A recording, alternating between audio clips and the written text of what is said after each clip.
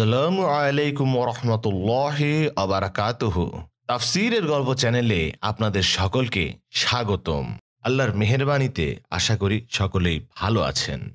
আজকে আমরা আপনাদের জন্য নিয়ে এসেছি মহানবী সাল্লাল্লাহু আলাইহি ওয়াসাল্লামের জীবনের 4টি শিক্ষণীয় ঘটনা। আশা করি আপনারা পুরো ভিডিওটি না টেনে মনোযোগ সহকারে দেখবেন। তো চলুন বন্ধুরা, শুরু করা যাক। একদিন শিশুনবী হযরত মুহাম্মদ সাল্লাল্লাহু আলাইহি ওয়াসাল্লাম ক্ষুধার্ত অবস্থায় মক্কার ধুলোমাখা পথ ধরে হেঁটে চলেছে। কিছুটা দূরে ছিল আবু জেহেলের খেজুর বাগান। আবু জেহেল এক ইহুদি ব্যক্তিকে নিয়ে খেজুরগুলো একটি বস্তায় ভর্তি করছিল। শিশুনবী মুহাম্মদ সাল্লাল্লাহু আলাইহি ওয়াসাল্লাম তখন ক্ষুধার্ত ছিল, তাই ক্ষুধা নিবারণের জন্য দুটি খেজুরের আশায় আবু জেহেলের খেজুর বাগানের দিকে যেতে লাগলো। শিশু নবী মুহাম্মদ সাল্লাল্লাহু আলাইহি ওয়াসাল্লাম ধীরে ধীরে সেই খেজুর বাগানে হাজির হলেন এবং আবু জেহেলকে সালাম দিয়ে বিনয়ের সঙ্গে বললেন, চাচা যান, আমার ক্ষুধা পেয়েছে, আমাকে দুটি খেজুর দিতে পারবেন? তখন আবু জেহেল তাচ্ছিল্য ভরা চোখে তাকিয়ে বলল, হে মুহাম্মদ, তোমাকে খেজুর দিতে পারি, কিন্তু একটি শর্ত আছে। ওই যে ব্যক্তি দাঁড়িয়ে আছে তার কাছে বস্তা আছে, তুমি এগুলো মাথায় করে আমার বাড়িতে দিয়ে আসো, তাহলে তুমি খেজুর পাবে। তখন শিশু নবীর সাথে সাথে ইহুদি ব্যক্তির কাছে চলে গেলেন। ইহুদি লোকটি তাকে দেখে অবাক হয়ে বললেন, বালক মুহাম্মদ, তুমি কি জন্য এসেছো? শিশু নবী সাল্লাল্লাহু আলাইহি সাল্লাম বললেন, আমি এই বস্তা মাথায় করে নিয়ে যাব। ওই ব্যক্তি বললেন, এই ছোট্ট বয়সে তুমি কি এই বস্তা নিয়ে যেতে পারবে? শিশু নবী বললেন, নিশ্চয়ই পারব। অতঃপর শিশু মুহাম্মদ সাল্লাল্লাহু আলাইহি ওয়াসাল্লাম ধুলো মাখা শরীরে মাথায় বিশাল বস্তা নিয়ে হেঁটে চললেন। ছোট্ট ছোট্ট পা, ক্লান্ত দেহ, কিন্তু চেহারায় এক অপার্থিব অশান্তি, এবং তার পিছু ছুটে চলেছে আবু জেহেল এবং সেই ইহুদি ব্যক্তি। কিছুক্ষণ পর সেই বস্তা আবু জেহেলের বাড়ির সামনে এসে রাখলেন। তখন ইহুদি ব্যক্তি এই বস্তা নিয়ে বাড়ির ভিতরের কোণে রেখে দিলেন। তারপর শিশু নবী মুহাম্মদ সাল্লাল্লাহু আলাইহি ওয়াসাল্লাম বললেন, চাচা যান, আমাকে খেজুর দেবেন না? তখন আবু জেহেল মাত্র একটি খেজুর দিলেন। তখন শিশু নবী হযরত মুহাম্মদ সাল্লাল্লাহু আলাইহি ওয়াসাল্লাম বললেন, চাচা যান, আর একটি খেজুর দেবেন না? এই চাওয়া যেন আবু জেহেলের আগুনে ঘি ঢেলে দিল।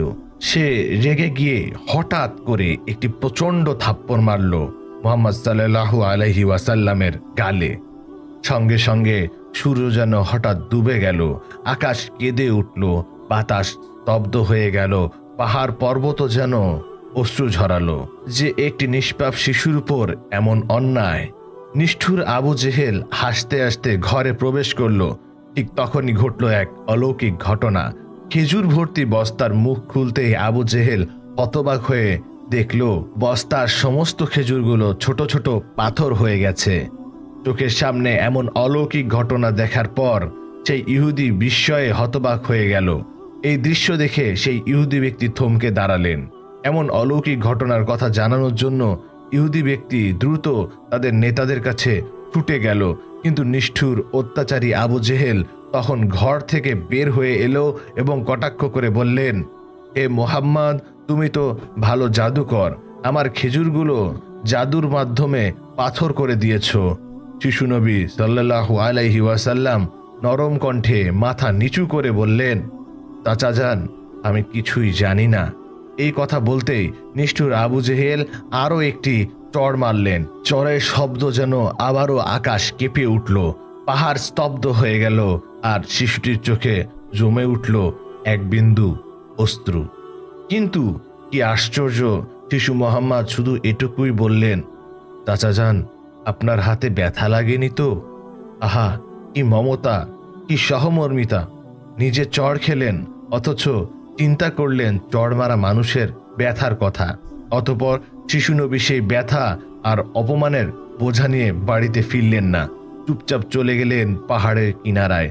শুধু নিঃশব্দে দাঁড়িয়ে রইলেন। এই ঘটনা দেখে গাছগুলো, পাহাড়গুলো বলতে লাগলো, আহা আফসোস, যাকে সৃষ্টি না করলে এই জমি, এই আসমান, এই পৃথিবী কিছুই সৃষ্টি হতো না। সেই মহানবী আজ ক্ষুধার্ত, অপমানিত এবং অবহেলিত, কিন্তু তবুও প্রশান্ত আবু জেহেলের হৃদয়ে এতটুকু কাঁপল না, এক বিন্দু অনুতাপও তার চোখে এলো না।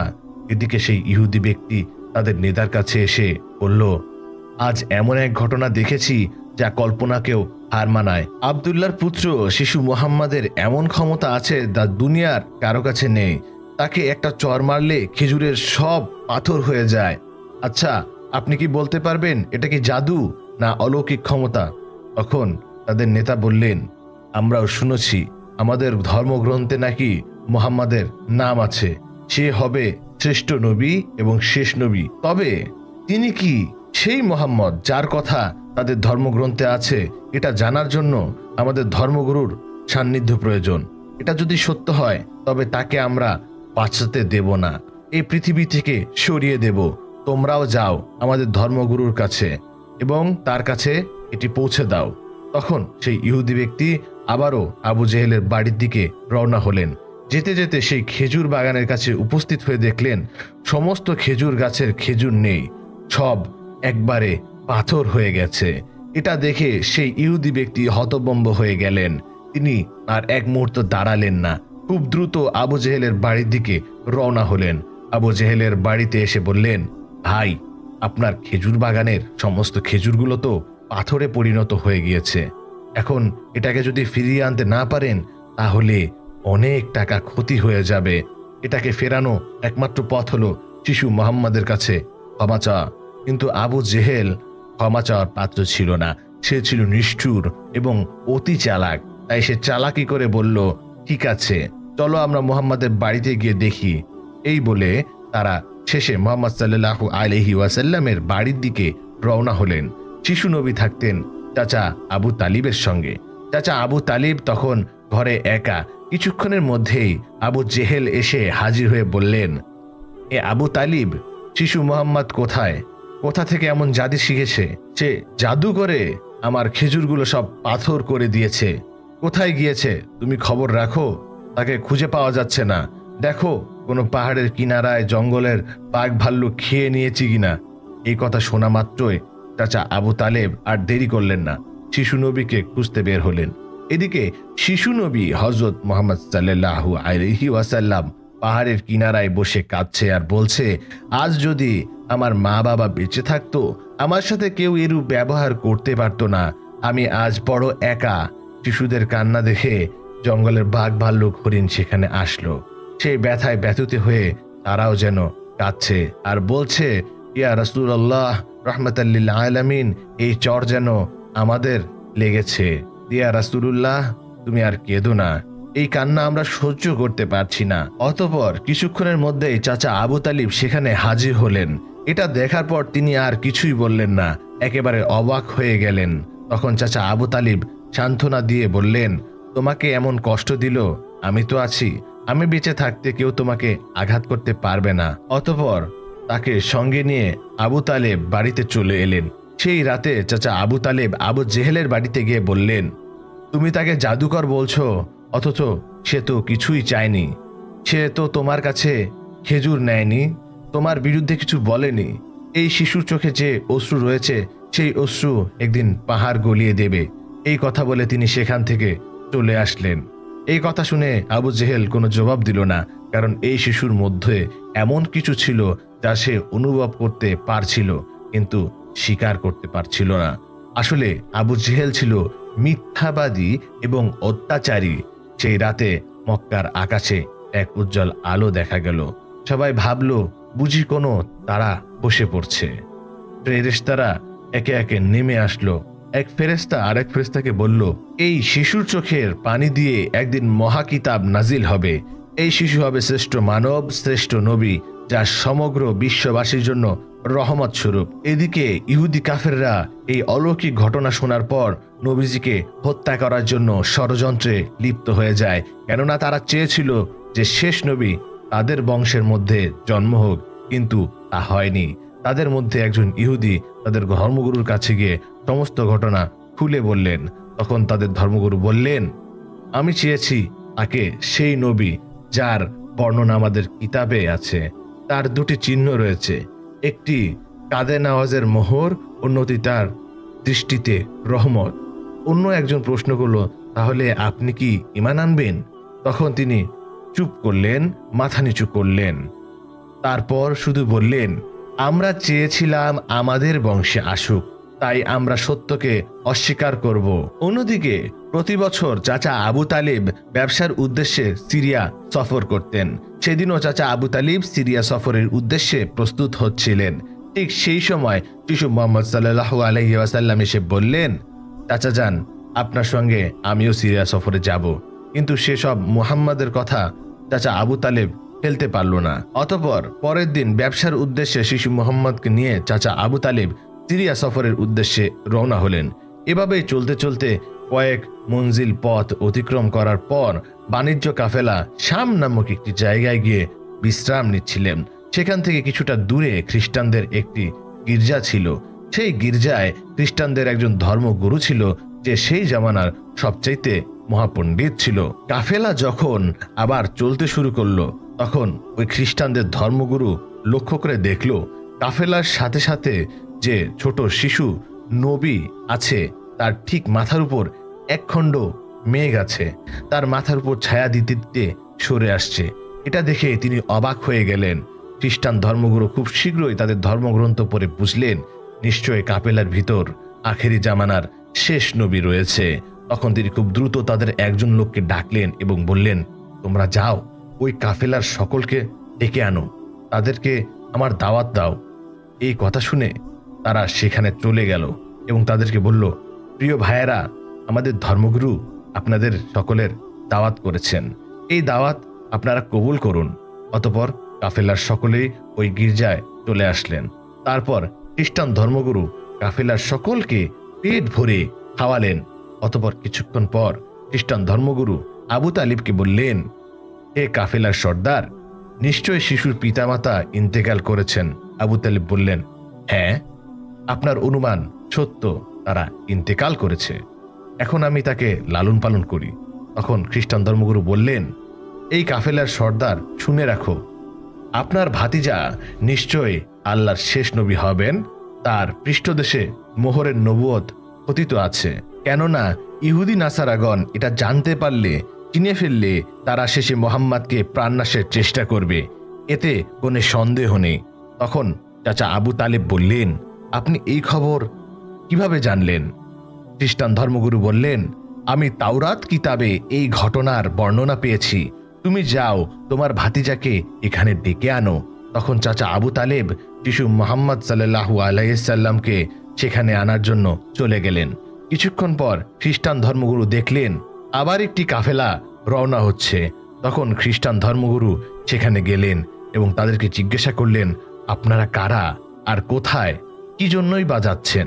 তখন তারা উত্তর দিল, আমরা রোম দেশের সৈন্য, আমাদের বাদশাহ আমাদেরকে পাঠিয়েছে যে দুনিয়াতে নাকি আখিরি নবীর আবির্ভাব হয়েছে অনেকদিন আগেই। আমরা তার সন্ধান করছি, তাকে খুঁজে পেলে হত্যা করে দেব। আপনি কি তার কোনো সন্ধান দিতে পারবেন? তখন খ্রিস্টান ধর্মগুরু বলল, তোমরা বৃথাই তাকে খুঁজে বেড়াচ্ছ। আল্লাহ তাআলা যদি সত্যি তার শেষ নবীকে দুনিয়াতে পাঠিয়ে থাকেন, তবে তো তিনি নিজেই তাকে হেফাজত করবেন, কারণ এমন সাধ্য নেই যে তাকে হত্যা করতে পারবে। অতএব তোমরা আবারও রোম দেশে ফিরে যাও। এই কথা শুনে ওই সৈন্যরা ফিরে গেল। এভাবে সেদিন অতিবাহিত হয়ে গেল। রাতের বেলা খ্রিস্টান ধর্মগুরু চাচা আবু তালিবকে তাদের গির্জায় ডেকে বলল, হে কাফেলার সর্দার, দেখেছ তো আমার কথা সত্য। ইহুদি নাসারাগণ আগেই নবীর সাথে চরম শত্রুতা পোষণ করে। তারা যদি শেষ নবীকে হাতের কাছে পেয়ে যায়, তাহলে তাকে হত্যা করার চেষ্টা করবে। অতএব ভাতিজাকে নিয়ে বিদেশ যাওয়া উচিত হবে না, ফিরে যাও। অতঃপর পরের দিন চাচা আবু তালিব আর বিদেশ সফর করলেন না, আবারও দেশের পথে ফিরে আসতে লাগলেন।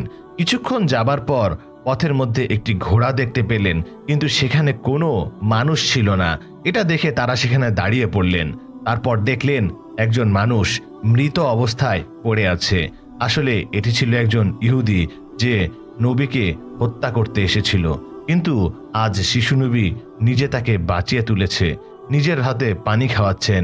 এভাবে তাকে বাঁচিয়ে নিজের সাথে নিয়ে আবারও পথ চলতে শুরু করলেন। এভাবেই চলতে চলতে তাদের কাফেলা একটি সাগরের কিনারায় এসে উপস্থিত হলেন। সেখানে ছিল একটি জেলে সম্প্রদায়ের বসবাস। তাদের কাফেলা সেখানে বিশ্রাম নিচ্ছিল, কিন্তু ওখানকার জেলে সম্প্রদায় ছিল মূর্তি পূজারী। তারা ছিল কুসংস্কারে আবদ্ধ। চাচা আবু তালেব হঠাৎ করে একটি জায়গায় গিয়ে দেখলেন একদল জেলে সম্প্রদায় মূর্তি পূজা করছে। তখন তাদের মধ্যে একজনকে জিজ্ঞাসা করল, প্রিয় ভাইয়েরা, আপনারা এমন করে মূর্তি পূজা করছেন কেন? তখন সেই ব্যক্তি বলল, আমাদের জালে বহুদিন থেকে মাছ ধরা পড়ছে না, তাই সমুদ্রের দেবতাকে খুশি করার জন্য এই পূজার আয়োজন করেছি। এদিকে মুহাম্মদ সাল্লাল্লাহু আলাইহি ওয়াসাল্লাম লক্ষ্য করে দেখলেন একটি বড় মূর্তির সাথে একজন মা তার বাচ্চাকে শিকল দিয়ে বেঁধে রেখেছে তাদেরকে বলি দেবে বলে। কেননা এই জেলে সম্প্রদায়ের বিশ্বাস ছিল এইভাবে বলি দিলে তাদের দেবতা খুশি হবে, তাদের জালে আবারও মাছ ধরা পড়বে। তখন শিশু মুহাম্মদ সাল্লাল্লাহু আলাইহি ওয়াসাল্লাম সেখানে গেলেন এবং তাদেরকে শিকল খুলে মুক্ত করে দিলেন। সেই মুহূর্তে একজন জেলে সেখানে গেলেন এবং বললেন, আমরা যাদেরকে বলি দেব বলে বেঁধে রেখেছিলাম তাদেরকে একজন বাচ্চা খুলে দিয়েছে। এটা শুনে তারা সবাই অতি দ্রুত নবীকে ধরতে সেখানে যেতে লাগলো। তখন চাচা আবু তালেব তাদেরকে থামাতে গেল, আর সেই সাথে সাথেই তারা সবাই দেখতে পায় সমুদ্রের কাছেই বড় মূর্তিটি আপনা আপনি ভেঙে পড়েছে। সমুদ্রে ঢেউ উঠেছে আর সেই ঢেউয়ের সাথে অনেকগুলো মাছ উপরে উঠে এসেছে। এটা দেখে সমস্ত জেলে সম্প্রদায়ের মানুষ অনেকগুলো মাছ ধরল এবং তারা নিজেরা অনেক খুশি হয়ে গেল। এটা দেখে আবু তালেব অবাক হয়ে যায়। আসলে নবীজি তখন সমুদ্রের ধারে দাঁড়িয়ে আল্লাহর কাছে দোয়া করছিলেন। নবীজির দোয়ার বরকতে আল্লাহ তাদেরকে মাছ দিয়েছিলেন। তারপর তাদের কাফেলা মক্কার দিকে রওনা হলো। মক্কায় আসার পর শিশু নবী হযরত মুহাম্মদ সাল্লাল্লাহু আলাইহি ওয়াসাল্লাম তার চাচা আবু তালিবের ছাগল নিয়ে চড়াতে যেতেন। একদিন ছাগল চড়িয়ে ফেরার পথে শিশু নবী দেখতে পান এক জায়গায় দাস দাসীদের কেনাবেচা চলছে। পুরুষদের গরম রড দিয়ে অত্যাচার করছে এবং মহিলাদের উচ্চ দামে কেনাবেচা চলছে। এটা দেখে শিশু নবী অনেক কষ্ট পান। এদিকে নবীজির এক চাচা আবু লাহাব দাসীকে কেনাবেচা করত। তিনি একজন দাসকে বেশি দামে বিক্রি করে দিচ্ছিলেন। ঠিক সেই সময় তার সামনে গিয়ে বললেন, হুজুর, আপনি এমন কাজ করবেন না, আমাদেরকে ক্ষমা করে দিন।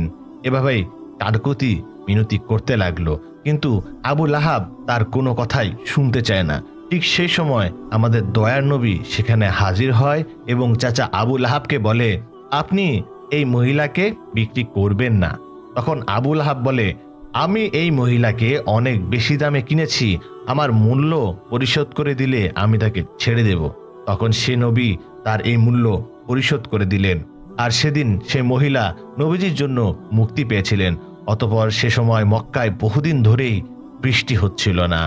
মক্কায় বড় বড় নেতারা একত্রিত হয়ে বলতে লাগলো, মক্কায় বহুদিন ধরে বৃষ্টি হচ্ছে না, আমাদের বাচ্চারা মারা যাচ্ছে, পশু পাখি সব মারা যাচ্ছে। তাই আমরা সবাই মিলে কসম করছি যে আমরা সবাই কাবার কাছে আসব এবং সেখানে গিয়ে বৃষ্টি চাইব। যতক্ষণ না বৃষ্টি আসে ততক্ষণ আমরা সেখান থেকে আসব না। এই কথা বলার পর সবাই একে একে কাবার দিকে যেতে লাগলো। সেখানে চাচা আবু তালেব যাবে। ঠিক এমন সময় শিশু মুহাম্মদ সাল্লাল্লাহু আলাইহি ওয়াসাল্লাম আবু তালেবকে জিজ্ঞাসা করলেন, চাচা যান, আপনি কোথায় যাচ্ছেন? চাচা আবু তালেব বললেন, হে মোহাম্মদ, আমাদের মক্কা শুকিয়ে গিয়েছে, বহুদিন বৃষ্টি হয় না, একে একে সবাই মারা পড়েছে, তাই বৃষ্টির জন্য কাবা ঘরের কাছে যাচ্ছি। তখন শিশু মুহাম্মদ বললেন, চাচা যান, আপনি আমাকে সাথে নিয়ে যান। যখন চাচা আবু তালিব বললেন, হে মোহাম্মদ, তুমি এখন ছোট্ট, সেখানে মক্কার বড় বড় নেতারা থাকবে, আমি যদি তোমাকে নিয়ে যাই তাহলে সকলেই আমাকে অপমান করবে। তখন শিশু নবী বললেন, চাচা যান, আপনি আমাকে সাথে নিয়ে চলেন, তারা যদি আমাকে সেখানে থাকতে না দেয় তাহলে আমি চলে আসব। শিশু নবীর মুখে এমন কথা শোনার পর চাচা আবু তালেব তার কথা আর ফেলতে পারলেন না। আসলে তিনি তাকে খুবই ভালোবাসতেন, তাই তিনি তাকে নিয়ে কাবার দিকে রওনা হলেন। কিছুক্ষণ পর তারা কাবার কাছে গিয়ে হাজির হলেন। দেখলেন কাবা ঘরের কাছে মক্কার বড় বড় নেতারা হাজির হয়েছে, আশেপাশের পুরুষ মহিলা সবাই হাজির হয়েছে, কেননা শপথ নিয়েছে বৃষ্টি না আসা পর্যন্ত কাবাঘর আঁকড়ে ধরে রাখবে।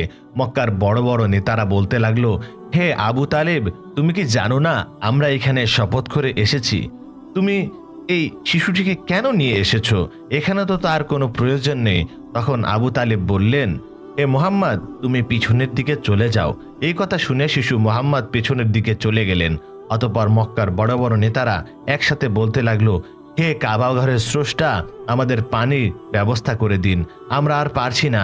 এভাবে বলতে বলতে সারা রাত কেটে গেল, কিন্তু একটুও বৃষ্টি হলো না। সকাল গড়িয়ে দুপুর হয়ে গেল, বৃষ্টি হলো না। এদিকে কাবা ঘর গরম হতে শুরু করলো। এর মাঝে তিনজন গরম সহ্য করতে না পেরে গরমে অজ্ঞান হয়ে গেল। কিছুক্ষণ তাদেরকে নিয়ে এক জায়গায় চিকিৎসার ব্যবস্থা করলেন। এদিকে একজন চাচা আবু তালিবের পিছনে আঁকড়ে ধরলেন। চাচা আবু তালিব যখন পিছনে ফিরে তাকালেন, তখন দেখলেন শিশু মুহাম্মদ সেখানে দাঁড়িয়ে আছে। অত্যন্ত রেগে গেলেন এবং বললেন, হে মুহাম্মদ, তুমি এখানে কেন এসেছো? তখন শিশু মুহাম্মদ বললেন, চাচা যান, আমাকে আসতে দিন, আমি আসলেই মহান আল্লাহ তাআলা পানি বর্ষণ করবেন। তখন চাচা আবু তালিব বললেন, এখানে এতগুলো মক্কার বড় বড় নেতা আছে, তারা সবাই পানি চাইছে, কিচ্ছু হচ্ছে না, আর তুমি এখন এই শিশু বয়সে কি করবে? তুমি চাইলে পানি হবে, এটা সম্ভব? অতএব তুমি পিছনের দিকে চলে যাও। এই কথা শুনে শিশু নবী আবার পিছনের দিকে চলে আসলেন। এদিকে পুনরায় তারা একসাথে বলতে লাগলো, হে কাবা ঘরের স্রষ্টা, আপনি আমাদের পানির ব্যবস্থা করে দিন। কিন্তু কোনো মতে বৃষ্টি হলো না। তখন সবাই ক্লান্ত হয়ে এক জায়গায় বিশ্রাম নিচ্ছিলেন। আবু তালেব পেছনে লক্ষ্য করে দেখলেন আবারও শিশু নবী সেখানে হাজির। তিনি অত্যন্ত রেগে গিয়ে বললেন, এ মুহাম্মদ, তুমি আবার কেন এসেছো? শিশু মুহাম্মদ বললেন, চাচা যান, আমি তো আপনার ঘাম মুছতে এসেছি। এই কথা শুনে চাচা আবু তালেব নবীজির উপর প্রচন্ড মায়া লাগলো এবং তাকে জড়িয়ে ধরলেন। তখন শিশু মুহাম্মদ আবারও বললেন, চাচা যান, আমাকে একটিবার কাবা ঘরের কাছে যেতে দিন, আমি গেলে আল্লাহ তাআলা পানি বর্ষণ করবেন। সেখানে থাকা মক্কার নেতাদের মধ্যে একজন এই কথাটি শুনতে পেল। শিশু মুহাম্মদ চিৎকার করে বলতে লাগলো, হে মক্কার মানুষেরা, চেয়ে দেখো, পানি চলে এসেছে। এখানে থাকা সব লোকেরা অবাক হয়ে বলতে লাগলো, কোথায় পানি এসেছে? এখানে তো আমরা সবাই গরমে মারা যাচ্ছি, আর তুমি বলছো পানি চলে এসেছে? তাদের মধ্য থেকে একজন বলল, হে মুহাম্মদ, তুমি এগিয়ে যাও। কিন্তু অন্য নেতারা বলল, আমাদের মতো বড় বড় নেতা থাকতে যদি এই শিশু মুহাম্মাদের সামনে চলে যায়, তাহলে আমাদের মান সম্মান সব চলে যাবে। অতঃপর অনেক আলোচনার পর শিশু মুহাম্মদকে কাবা ঘরের সামনে যাওয়ার অনুমতি দেওয়া হলো। শিশু মুহাম্মদ সাল্লাল্লাহু আলাইহি ওয়াসাল্লাম যখন কাবা ঘরের কাছে গিয়ে আকাশের দিকে তাকিয়ে মুখ তুললেন এবং আল্লাহর কাছে দোয়া চাইলেন, সঙ্গে সঙ্গে মক্কার বুকে মুষলধারে বৃষ্টিপাত শুরু হলো। দেখতে দেখতে মক্কার চারদিক বৃষ্টিতে পূর্ণ হয়ে যায়। এটা দেখে মক্কার মানুষেরা খুবই খুশি হয়ে যায় এবং বৃষ্টিতে ভিজতে ভিজতে যে যার মতো বাড়ি চলে যায়। ইমাম দারিমিমি রহমাতুল্লাহি আলাই এর রেওয়াত অনুযায়ী হযরত আনাস বিন মালিক রাদিয়াল্লাহু তাআলা আনহু বর্ণনা করেন, নবী করিম সাল্লাল্লাহু আলাইহি ওয়াসাল্লামের নিয়ম ছিল তিনি জুমার দিনে মসজিদে স্থাপিত একটি খেজুর গাছের কাষ্ঠের সঙ্গে ঢেস দিয়ে দাঁড়িয়ে দাঁড়িয়ে খুতবা দিতেন। একদিন একজন সাহাবী নবী করিম সাল্লাল্লাহু আলাইহি ওয়াসাল্লামের নিকট এসে বললেন, হে আল্লাহর রাসূল সাল্লাল্লাহু আলাইহি ওয়াসাল্লাম, আমি কি আপনার জন্য এমন কিছু প্রস্তুত করতে পারি যা আপনার খুতবার সময় আপনার জন্য আরামদায়ক হবে? রাসূলুল্লাহ সাল্লাল্লাহু আলাইহি ওয়াসাল্লাম তখন থেকে অনুমতি দিলেন। অনুমতি পাওয়ার পর নবী করিম সাল্লাল্লাহু আলাইহি ওয়াসাল্লামের জন্য একটি মিম্বর তৈরি করলেন। এই মিম্বরটি ছিল 3টি স্তরের এবং নবী করিম সাল্লাল্লাহু আলাইহি ওয়াসাল্লাম তৃতীয় স্তরে বসে গেলেন। যখন নবী করিম সাল্লাল্লাহু আলাইহি ওয়াসাল্লাম প্রথমবার মিম্বরে বসলেন, তখন সেই খেজুর গাছের কাষ্ঠটি নবী করিম সাল্লাল্লাহু আলাইহি ওয়াসাল্লামের বিচ্ছেদে গরুর মতো আওয়াজ করতে লাগলো এবং তিনি খুব জোরে কান্না করতে লাগলেন। সমগ্র মসজিদের মুসল্লিরা তার শোকের আওয়াজে বিষণ্ণ হয়ে গেল। নবী করিম সাল্লাল্লাহু আলাইহি ওয়াসাল্লাম মিম্বর থেকে নেমে আসলেন এবং খেজুর গাছের কাঠের নিকট গেলেন। তিনি গাছটিকে আলিঙ্গন করলেন। তখন খেজুর গাছটি শিশুর মতো কান্না করছিল। নবী করিম সাল্লাল্লাহু আলাইহি ওয়াসাল্লাম যখন তাকে বুকের সঙ্গে আলিঙ্গন করলেন, তখন তিনি শান্ত হয়ে গেলেন। এরপর নবী করিম সাল্লাল্লাহু আলাইহি ওয়াসাল্লাম বললেন, কসম সেই সত্তার যার হাতে মুহাম্মাদের জীবন রয়েছে, আমি যদি এই গাছটিকে এভাবে আলিঙ্গন না করতাম, তবে এটি কিয়ামত পর্যন্ত এভাবেই কান্না করতে থাকত। সুবহানাল্লাহ। এরপর নবী করিম সাল্লাল্লাহু আলাইহি সাল্লামের নির্দেশ দিলেন, এই মিম্বরের নিচে এই খেজুর গাছটিকে দাফন করো। তার কথা অনুসারে মিম্বরের নিচে খেজুর গাছটিকে দাফন করা হলো। হযরত আব্দুল্লাহ বিন আব্বাস রাদিয়াল্লাহু তাআলা আনহু থেকে বর্ণিত, এক ব্যক্তি নবী করিম সাল্লাল্লাহু আলাইহি ওয়াসাল্লামের নিকট এসে বললেন, আমি কিভাবে এটা বিশ্বাস করব যে আপনি সত্যি আল্লাহর নবী? তখন নবী করিম সাল্লাল্লাহু আলাইহি সাল্লাম বললেন, আমি যদি ওই খেজুর গাছটিকে আমার নিকটে ডাকি এবং সে যদি আমার ডাকে সাড়া দেয়, তবে তুমি কি বিশ্বাস করবে যে আমি সত্যি আল্লাহর রাসূল? এরপর নবী করিম সাল্লাল্লাহু আলাইহি সাল্লাম কিছুটা দূরে দাঁড়িয়ে থাকা ওই খেজুর গাছটিকে ডাকলেন এবং সঙ্গে সঙ্গে সেই খেজুর গাছটি নবী করিম সাল্লাল্লাহু আলাইহি সাল্লামের পায়ের নিকটে এসে মাথা ঝুঁকিয়ে দিল। এরপর নবী করিম সাল্লাল্লাহু আলাইহি সাল্লাম বললেন, ফিরে যাও, এবং তার সঙ্গে সঙ্গে গাছটি ফিরে গেল। এই দৃশ্য দেখে সেই ব্যক্তি ইসলাম গ্রহণ করলেন। সুবহানাল্লাহ। নবী করিম সাল্লাল্লাহু আলাইহি ওয়াসাল্লাম যখন মদিনায় হিজরত করেন, সেই সময়ে অনেক বিস্ময়কর ঘটনা ঘটেছিল।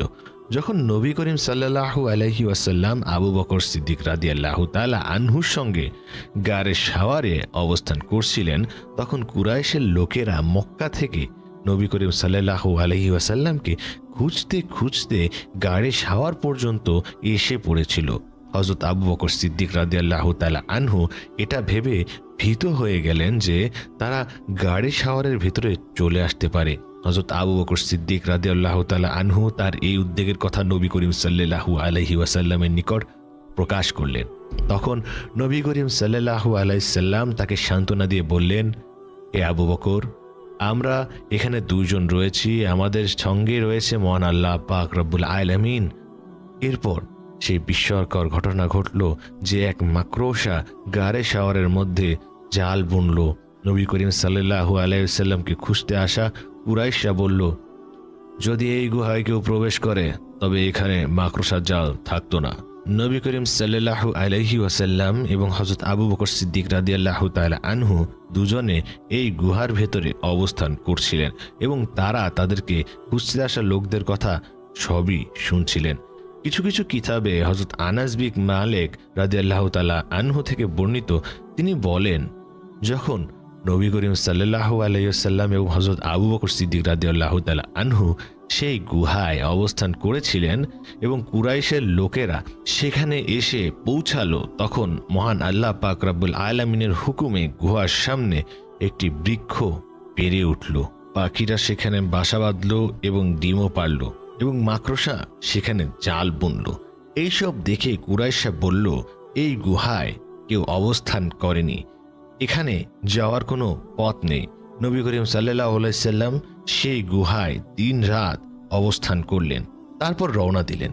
কিন্তু কিছু দূর যাওয়ার পর তারা একটি তাঁবু দেখতে পেলেন। তাঁবুর বাইরে একজন মহিলা বসেছিলেন, তিনি ছিলেন উম্মে মাবাদাত রাদিয়াল্লাহু তাআলা আনহুমা, যিনি তখনও ইসলাম গ্রহণ করেননি এবং তিনি ছিলেন একজন সাহসী ও সৎ মহিলা। নবী করিম সাল্লাল্লাহু আলাইহি ওয়াসাল্লাম উম্মে মাবাদাত রাদিয়াল্লাহু তাআলা আনহুমার নিকট একটি বকরি দেখতে পেলেন। বকরিটি খুবই দুর্বল এবং পাতলা ছিল। নবী করিম সাল্লাল্লাহু আলাইহি ওয়াসাল্লাম উম্মে মাবাদাত রাদিয়াল্লাহু তাআলা আনহুমাকে জিজ্ঞেস করলেন, এই বকরি কি দুধ দেয়? উম্মে মাবাদাত রাদিয়াল্লাহু তাআলা আনহুমা বললেন, এই দুর্বল বকরি কিভাবে দুধ দেবে? তখন নবী করিম সাল্লাল্লাহু আলাইহি ওয়াসাল্লাম বললেন, আমি কি এই বকরির দুধ দহন করতে পারি? আপনি যদি অনুমতি দিতেন তাহলে আমি চেষ্টা করতাম। উম্মে মাবাদাত রাদিয়াল্লাহু তাআলা আনহা তখন বললেন, এই বকরি দুধ দেয় না, কিন্তু আপনি যদি দুধ বের করতে পারেন তবে চেষ্টা করে দেখুন। হযরত আবু বকর সিদ্দিক রাদিয়াল্লাহু তাআলা আনহু বকরিটিকে নবী করিম সাল্লাল্লাহু আলাইহি ওয়াসাল্লামের নিকট নিয়ে আসলেন। নবী করিম সাল্লাল্লাহু আলাইহি ওয়াসাল্লাম বকরির পিঠে ওলানে হাত বুলালেন এবং হাত বুলিয়ে দোয়া করলেন, হে মহান আল্লাহ পাক রব্বুল আলামিন, এই বকরিতে আমাদের জন্য বরকত দিন। সঙ্গে সঙ্গে বকরির ওলানে দুধে পরিপূর্ণ হয়ে উঠল এবং দুধ বের হতে লাগলো। উম্মে মাবাদাত রাদিয়াল্লাহু তাআলা আনহা এটা দেখে খুবই বিস্মিত হলেন। তখন নবী সাল্লাল্লাহু আলাইহি ওয়াসাল্লাম বললেন, একটি পাত্র নিয়ে আসুন। উম্মে মাবাদাত রাদিয়াল্লাহু তাআলা আনহা একটি বড় পাত্র নিয়ে এলেন, যা থেকে 8 থেকে 10 জন পরিতৃপ্ত হতে পারে। নবী করিম সাল্লাল্লাহু আলাইহি ওয়াসাল্লাম বকরির দুধ দহন করলেন। প্রথমে তিনি উন্নে মাবাদুদ রাদিয়াল্লাহু তাআলা আনহাকে দুধ দিলেন। তিনি তৃপ্তি সহকারে তা পান করলেন। তারপর পরিবারের সবাইকে পান করালো। সবার শেষে নবী করিম সাল্লাল্লাহু আলাইহি ওয়াসাল্লাম তিনি নিজেই দুধ পান করলেন। তারপরে হযরত আবু বকর সিদ্দিক রাদিয়াল্লাহু তাআলা আনহুকে দিলেন। হযরত আবু বকর সিদ্দিক রাদিয়াল্লাহু তাআলা আনহু তৃপ্তি সহকারে দুধ পান করলেন। সবশেষে নবী করিম সাল্লাল্লাহু আলাইহি ওয়াসাল্লাম আবারও দুধ দহন করলেন এবং উম্মে মাবাদত রাদিয়াল্লাহু তাআলা আনহাকে দিয়ে দিলেন এবং সেখান থেকে রওনা দিলেন। সন্ধ্যাবেলায় উম্মে মাবাদত রাদিয়াল্লাহু তাআলা আনহার স্বামী তামিম ইবনে আব্দুল উজ্জা রাদিয়াল্লাহু তাআলা আনহু বাড়িতে ফিরলেন। তিনি তার বকরিগুলোকে চড়াতে নিয়ে গিয়েছিলেন। তাঁবুর বাইরে অনেক দুধ দেখতে পেয়ে তিনি খুবই অবাক হয়ে গেলেন এবং তিনি তার স্ত্রীর নিকট জিজ্ঞাসা করলেন, এত দুধ কোথায় পেলে? আমাদের ঘরে তো দুধ দেওয়ার মতো কোনো বকরি নেই। তখন উম্মে মাবাদত রাদিয়াল্লাহু তাআলা আনহু বললেন, আজ আমাদের এখানে একজন ব্যক্তি এসেছিলেন। তামিম ইবনে আব্দুল উজ্জা রাদিয়াল্লাহু তাআলা আনহু আরো অবাক হয়ে গেলেন এবং বললেন, তাদের চেহারা কেমন ছিল? উম্মে মাবাদত রাদিয়াল্লাহু তাআলা আনহা বললেন, তাদের মুখ উজ্জ্বল ছিল, তাদের চোখ লম্বা, পলকের নিচে চকচক করছিল, তাদের কণ্ঠস্বর ছিল খুবই নরম, তারা ছিল মধ্যম উচ্চতা, খুব বেশি লম্বা ছিল না, আবার খুব খাটো ছিল না। তাদের কথা ছিল যেমন একটি মালার মধ্যে মুক্তা গাথা, যখন কথা বলতেন তখন কেবলমাত্র তাদের কথাই শুনতে ইচ্ছা করছে। তাদের দাড়ি ছিল কালো এবং তাদেরকে দূর থেকে দেখতে খুব সুন্দর লাগতো এবং নিকট থেকে দেখলে আরও সুন্দর লাগতো। তাদের দিকে একবার তাকালে দৃষ্টি ফেরাতে মন চাইতো না। উম্মে মাবাদত রাদিয়াল্লাহু তাআলা আনহু এই কথা বর্ণনা শুনে তার স্বামী বললেন, মহান আল্লাহ পাক রব্বুল আলামিনের কসম, তুমি যে বর্ণনা দিয়েছ ওই বর্ণনা কুরাইশ ব্যক্তির সঙ্গে মিলে যায়, যিনি নিজেকে মহান আল্লাহ তাআলার নবী বলে থাকেন। যদি আমি তখন এখানে থাকতাম আমি অবশ্যই তাকে অনুসরণ করতাম। বুখারী শরীফের বর্ণনা অনুযায়ী হযরত যায়েদ বিন আব্দুর রহমান বলেন, তিনি হযরত সাঈদ বিন ইয়াজিদ রাদিয়াল্লাহু তাআলা আনহুকে 94 বছর বয়সে সুস্থ এবং সবল দেখতে পান। যখন তিনি এই কারণ জিজ্ঞেস করলেন তখন তিনি বললেন, আমার সুস্থতা এবং দৃষ্টিশক্তি নবী করিম সাল্লাল্লাহু আলাইহি ওয়াসাল্লামের দোয়ার বরকতের কারণে হয়েছে। আমার খালা ছোটবেলায় আমাকে নবী করিম সাল্লাল্লাহু আলাইহি ওয়াসাল্লামের নিকট নিয়ে গিয়েছিলেন। নবী করিম সাল্লাল্লাহু আলাইহি ওয়াসাল্লামের দরবারে তিনি উপস্থিত হয়ে বললেন, এ রাসূল সাল্লাল্লাহু আলাইহি ওয়াসাল্লাম, আমার এই ভাগ্নে সর্বদা অসুস্থ থাকে। তখন নবী করিম সাল্লাল্লাহু আলাইহি ওয়াসাল্লাম আমার জন্য মহান আল্লাহ পাক রব্বুল আলামিনের দরবারে দোয়া করলেন।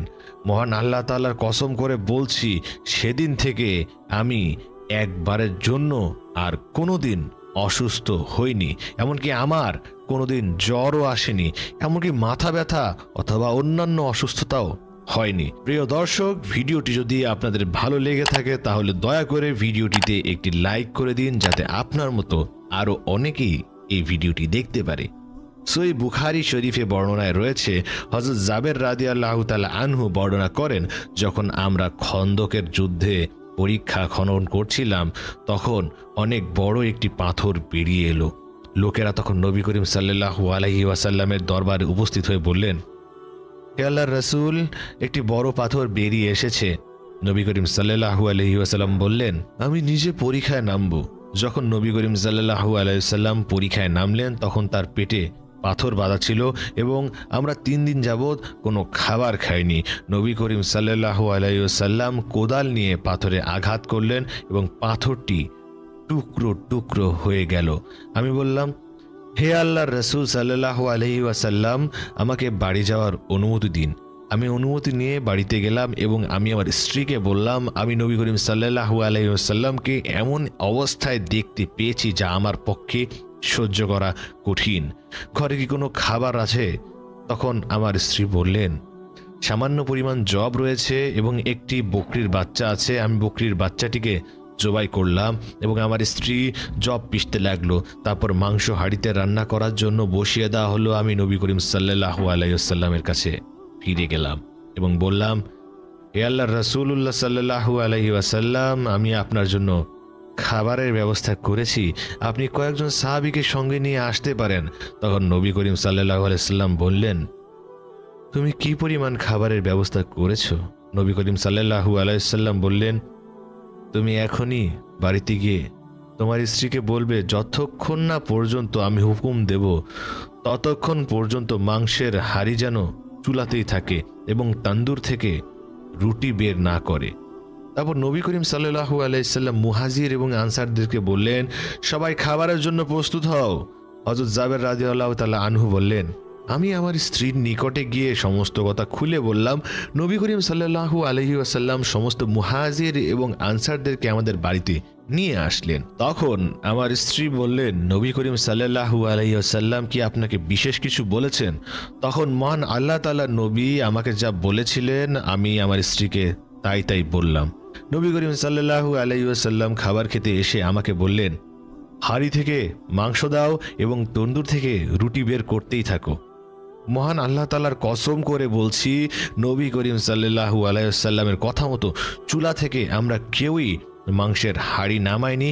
চুলার উপর থেকে মাংস নিয়ে সবাইকে পরিবেশন করা হলো। নবী করিম সাল্লাল্লাহু আলাইহি ওয়াসাল্লামের সঙ্গে আসা সমস্ত সাহাবীদেরকে পরিতৃপ্ত সহকারে খাওয়ানো হলো। এরপরেও খাবার অবশিষ্টই থেকে গেল। নবী করিম সাল্লাল্লাহু আলাইহি ওয়াসাল্লাম বললেন, এখন তোমরা খাও এবং যাদের জন্য খাবার পাঠাতে চাও তাদের জন্য খাবার পাঠাও, কারণ এখনো অনেকে ক্ষুধার্ত রয়েছে। হযরত উম্মে সুলাইমান রাদিয়াল্লাহু তাআলা আনহা নবী করিম সাল্লাল্লাহু আলাইহি সাল্লামের খেদমতে একটি ঘি ভর্তি পাত্র পাঠিয়েছিলেন। নবী করিম সাল্লাল্লাহু আলাইহি সাল্লাম সেই ঘি গ্রহণ করলেন এবং পাত্রটি খালি করে ফিরিয়ে দিলেন। যখন দাসী উম্মে সুলাইম রাদিয়াল্লাহু তাআলা আনহার নিকট ফেরত গেলেন তখন তিনি পরিপূর্ণ ঘি দেখতে পেলেন এবং সেখান থেকে ঘি ঝরছে তাও দেখতে পেলেন। হযরত উম্মে সুলাইম রাদিয়াল্লাহু তাআলা আনহা জিজ্ঞেস করলেন, হে দাসী, তুমি কি ঘি নবী করিম সাল্লাল্লাহু আলাইহি সাল্লামের নিকটে নিয়ে যাওনি? দাসী বলল, আমি ঠিকই তাই করেছি যা আপনি আমাকে করতে বলেছেন। যদি আপনি আমার কথা বিশ্বাস না করেন তবে আমার সঙ্গে চলুন এবং নবী করিম সাল্লাল্লাহু আলাইহি ওয়াসাল্লামের নিকট জিজ্ঞাসা করুন। হযরত উম্মে সুলাইম রাদিয়াল্লাহু তাআলা আনহা দাসীকে নিয়ে নবী করিম সাল্লাল্লাহু আলাইহি ওয়াসাল্লামের নিকটে গেলেন এবং বললেন, হে আল্লাহর রাসূলুল্লাহ সাল্লাল্লাহু আলাইহি ওয়াসাল্লাম, আমি এই দাসীর মাধ্যমে আপনার নিকটে একমাত্র ঘি পাঠিয়েছিলাম। তখন নবী করিম সাল্লাল্লাহু আলাইহি সাল্লাম বললেন, আমি তো সে ঘি গ্রহণ করেছি। হযরত উম্মে সুলাইম রাদিয়াল্লাহু তাআলা আনহা বললেন, যে সত্তা আপনাকে হেদায়েত এবং সত্যে ধর্ম সঙ্গে পাঠিয়েছেন সেই সত্তার কসম করে বলছি, সেই পাত্রে এখনো ঘি ভরা এবং তা থেকে ঘি ঝরছে। বর্ণনাকারী বলেন, নবী করিম সাল্লাল্লাহু আলাইহি ওয়াসাল্লাম বললেন, এতে এত অবাক হচ্ছ কেন? এত আশ্চর্য হওয়ার কিছুই নেই। মহান আল্লাহ তাআলা তোমাকে এই ঘি উপহার দিয়েছেন যেমনটা তুমি তার নবীকে উপহার দিয়েছিলে। হযরত উম্মে সুলাইম রাদিয়াল্লাহু তাআলা আনহা বললেন, আমি বাড়িতে ফিরে এসে সেই ঘি বিভিন্ন পাত্রে ঢেলে রেখেছিলাম এবং কিছুটা রেখে দিয়েছিলাম, যেটা আমরা 1 বা 2 মাস পর্যন্ত তরকারি রান্না করেছি। একদিন বিশ্বনবী সাল্লাল্লাহু আলাইহি ওয়াসাল্লাম মজলিসে দাঁড়িয়ে যুদ্ধের জন্য ফান্ড কালেকশন করছিলেন। তখন নবীজি সমস্ত সাহাবীদের উদ্দেশ্যে লক্ষ্য করে বলেন, কে আছো যে যুদ্ধের জন্য আল্লাহর রাস্তায় দান করবে? তখন হযরত ওসমান গনি রাদিয়াল্লাহু তাআলা আনহু সাথে সাথে হাত তুলে বিশ্বনবীকে বললেন, ইয়া রাসূলুল্লাহ সাল্লাল্লাহু আলাইহি ওয়াসাল্লাম, আমি 100টি উট আল্লাহর রাস্তায় দান করলাম। নবীজি ডান দিয়ে তাকিয়ে আবার বললেন, আর কে আছো যে আল্লাহর রাস্তায় দান করবে? তখন হযরত ওসমান গনি রাদিয়াল্লাহু তাআলা আনহু বাম দিক থেকে ডান দিকে গিয়ে আবারও নবীজিকে বললেন, ইয়া রাসূলুল্লাহ, আমি আরো 100টি উট আল্লাহর রাস্তায় দান করলাম। তখন বিশ্বনবী সামনের দিকে তাকিয়ে আবার বললেন, তোমাদের মধ্যে কে আছো যে আল্লাহর রাস্তায় দান করবে? তখন হযরত ওসমান গনি রাদিয়াল্লাহু তাআলা আনহু সামনের দিকে এগিয়ে এসে আবারও হাত তুলে বললেন, ইয়া রাসূলুল্লাহ, আমি আরো 100টি উট আল্লাহর রাস্তায় দান করলাম। এভাবে বিশ্বনবী 6 বার ঘোষণা দিলেন আর 6 বারই হযরত ওসমান গনি রাদিয়াল্লাহু তাআলা আনহু 100টি করে 6টি উট আল্লাহর রাস্তায় দান করে দিলেন। অতঃপর বিশ্বনবী অত্যন্ত খুশি হয়ে গেলেন। হযরত ওসমান গনি রাদিয়াল্লাহু তাআলা আনহু নবীজিকে বললেন, ইয়া রাসূলুল্লাহ, আমি আরো 100টি ঘোড়া আল্লাহর রাস্তায় দান করলাম। অতঃপর নবীজি অত্যন্ত আনন্দিত হয়ে গেলেন। এবার ওসমান গনি নবীকে উদ্দেশ্য করে বললেন, আল্লাহর রাসূল, আমার দান এখনো শেষ হয়নি। নবী গো, আপনি একটু অপেক্ষা করুন, আমি এখনই ঘর থেকে আসছি। এই বলে হযরত ওসমান গনি রাদিয়াল্লাহু তাআলা আনহু তার বাড়িতে চলে গেলেন। ঘরের ভিতরে গিয়ে ওসমান তার রুমালটি বিছিয়ে দিয়ে তার বিবিকে উদ্দেশ্য করে বললেন, বিবি, ঘরের মধ্যে স্বর্ণ অলংকার মুদ্রা যা আছে সব কিছু এই রুমালের মধ্যে রাখো। হযরত ওসমান গনি রাদিয়াল্লাহু তাআলা আনহু বড় ব্যবসায়ী ছিলেন, তাই তার বিবি তাকে জিজ্ঞাসা করলেন, কোনো বড় মহাজন পেয়েছেন নাকি, এত পুঁজি খাটাচ্ছেন? তখন হযরত ওসমান জবাব দিলেন, হ্যাঁ বিবি, আজকে আরশে আজিমের মালিকের সাথে পুঁজি খাটাচ্ছি। আজকের মহাজন সবচাইতে বড় মহাজন, আজকে জান্নাতের বিনিময়ে পুঁজি খাটাচ্ছি। এই বলে হযরত ওসমান গনি রাদিয়াল্লাহু তাআলা আনহু নবীজির দরবারে এসে পৌঁছালেন। হযরত ওসমান গনি তার হাতে থাকা স্বর্ণ মুদ্রার রুমালটি নবীজি সাল্লাল্লাহু আলাইহি ওয়াসাল্লামের হাতে তুলে দিয়ে বললেন, ইয়া রাসূলুল্লাহ সাল্লাল্লাহু আলাইহি ওয়াসাল্লাম, আমি আমার ঘরের সমস্ত অলংকারগুলো এবং স্বর্ণ মুদ্রাগুলো সব কিছু আল্লাহর রাস্তায় দান করে দিলাম। বিশ্বনবী রুমালের প্যাকেটটি হাতে নিয়ে আকাশের দিকে তাকিয়ে দোয়া করলেন, আল্লাহুম্মা ইন্নী রাযিতু আন ওসমান ফারদিয়াত।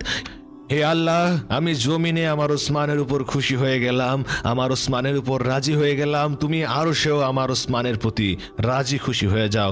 সুবহানাল্লাহ, সুবহানাল্লাহ।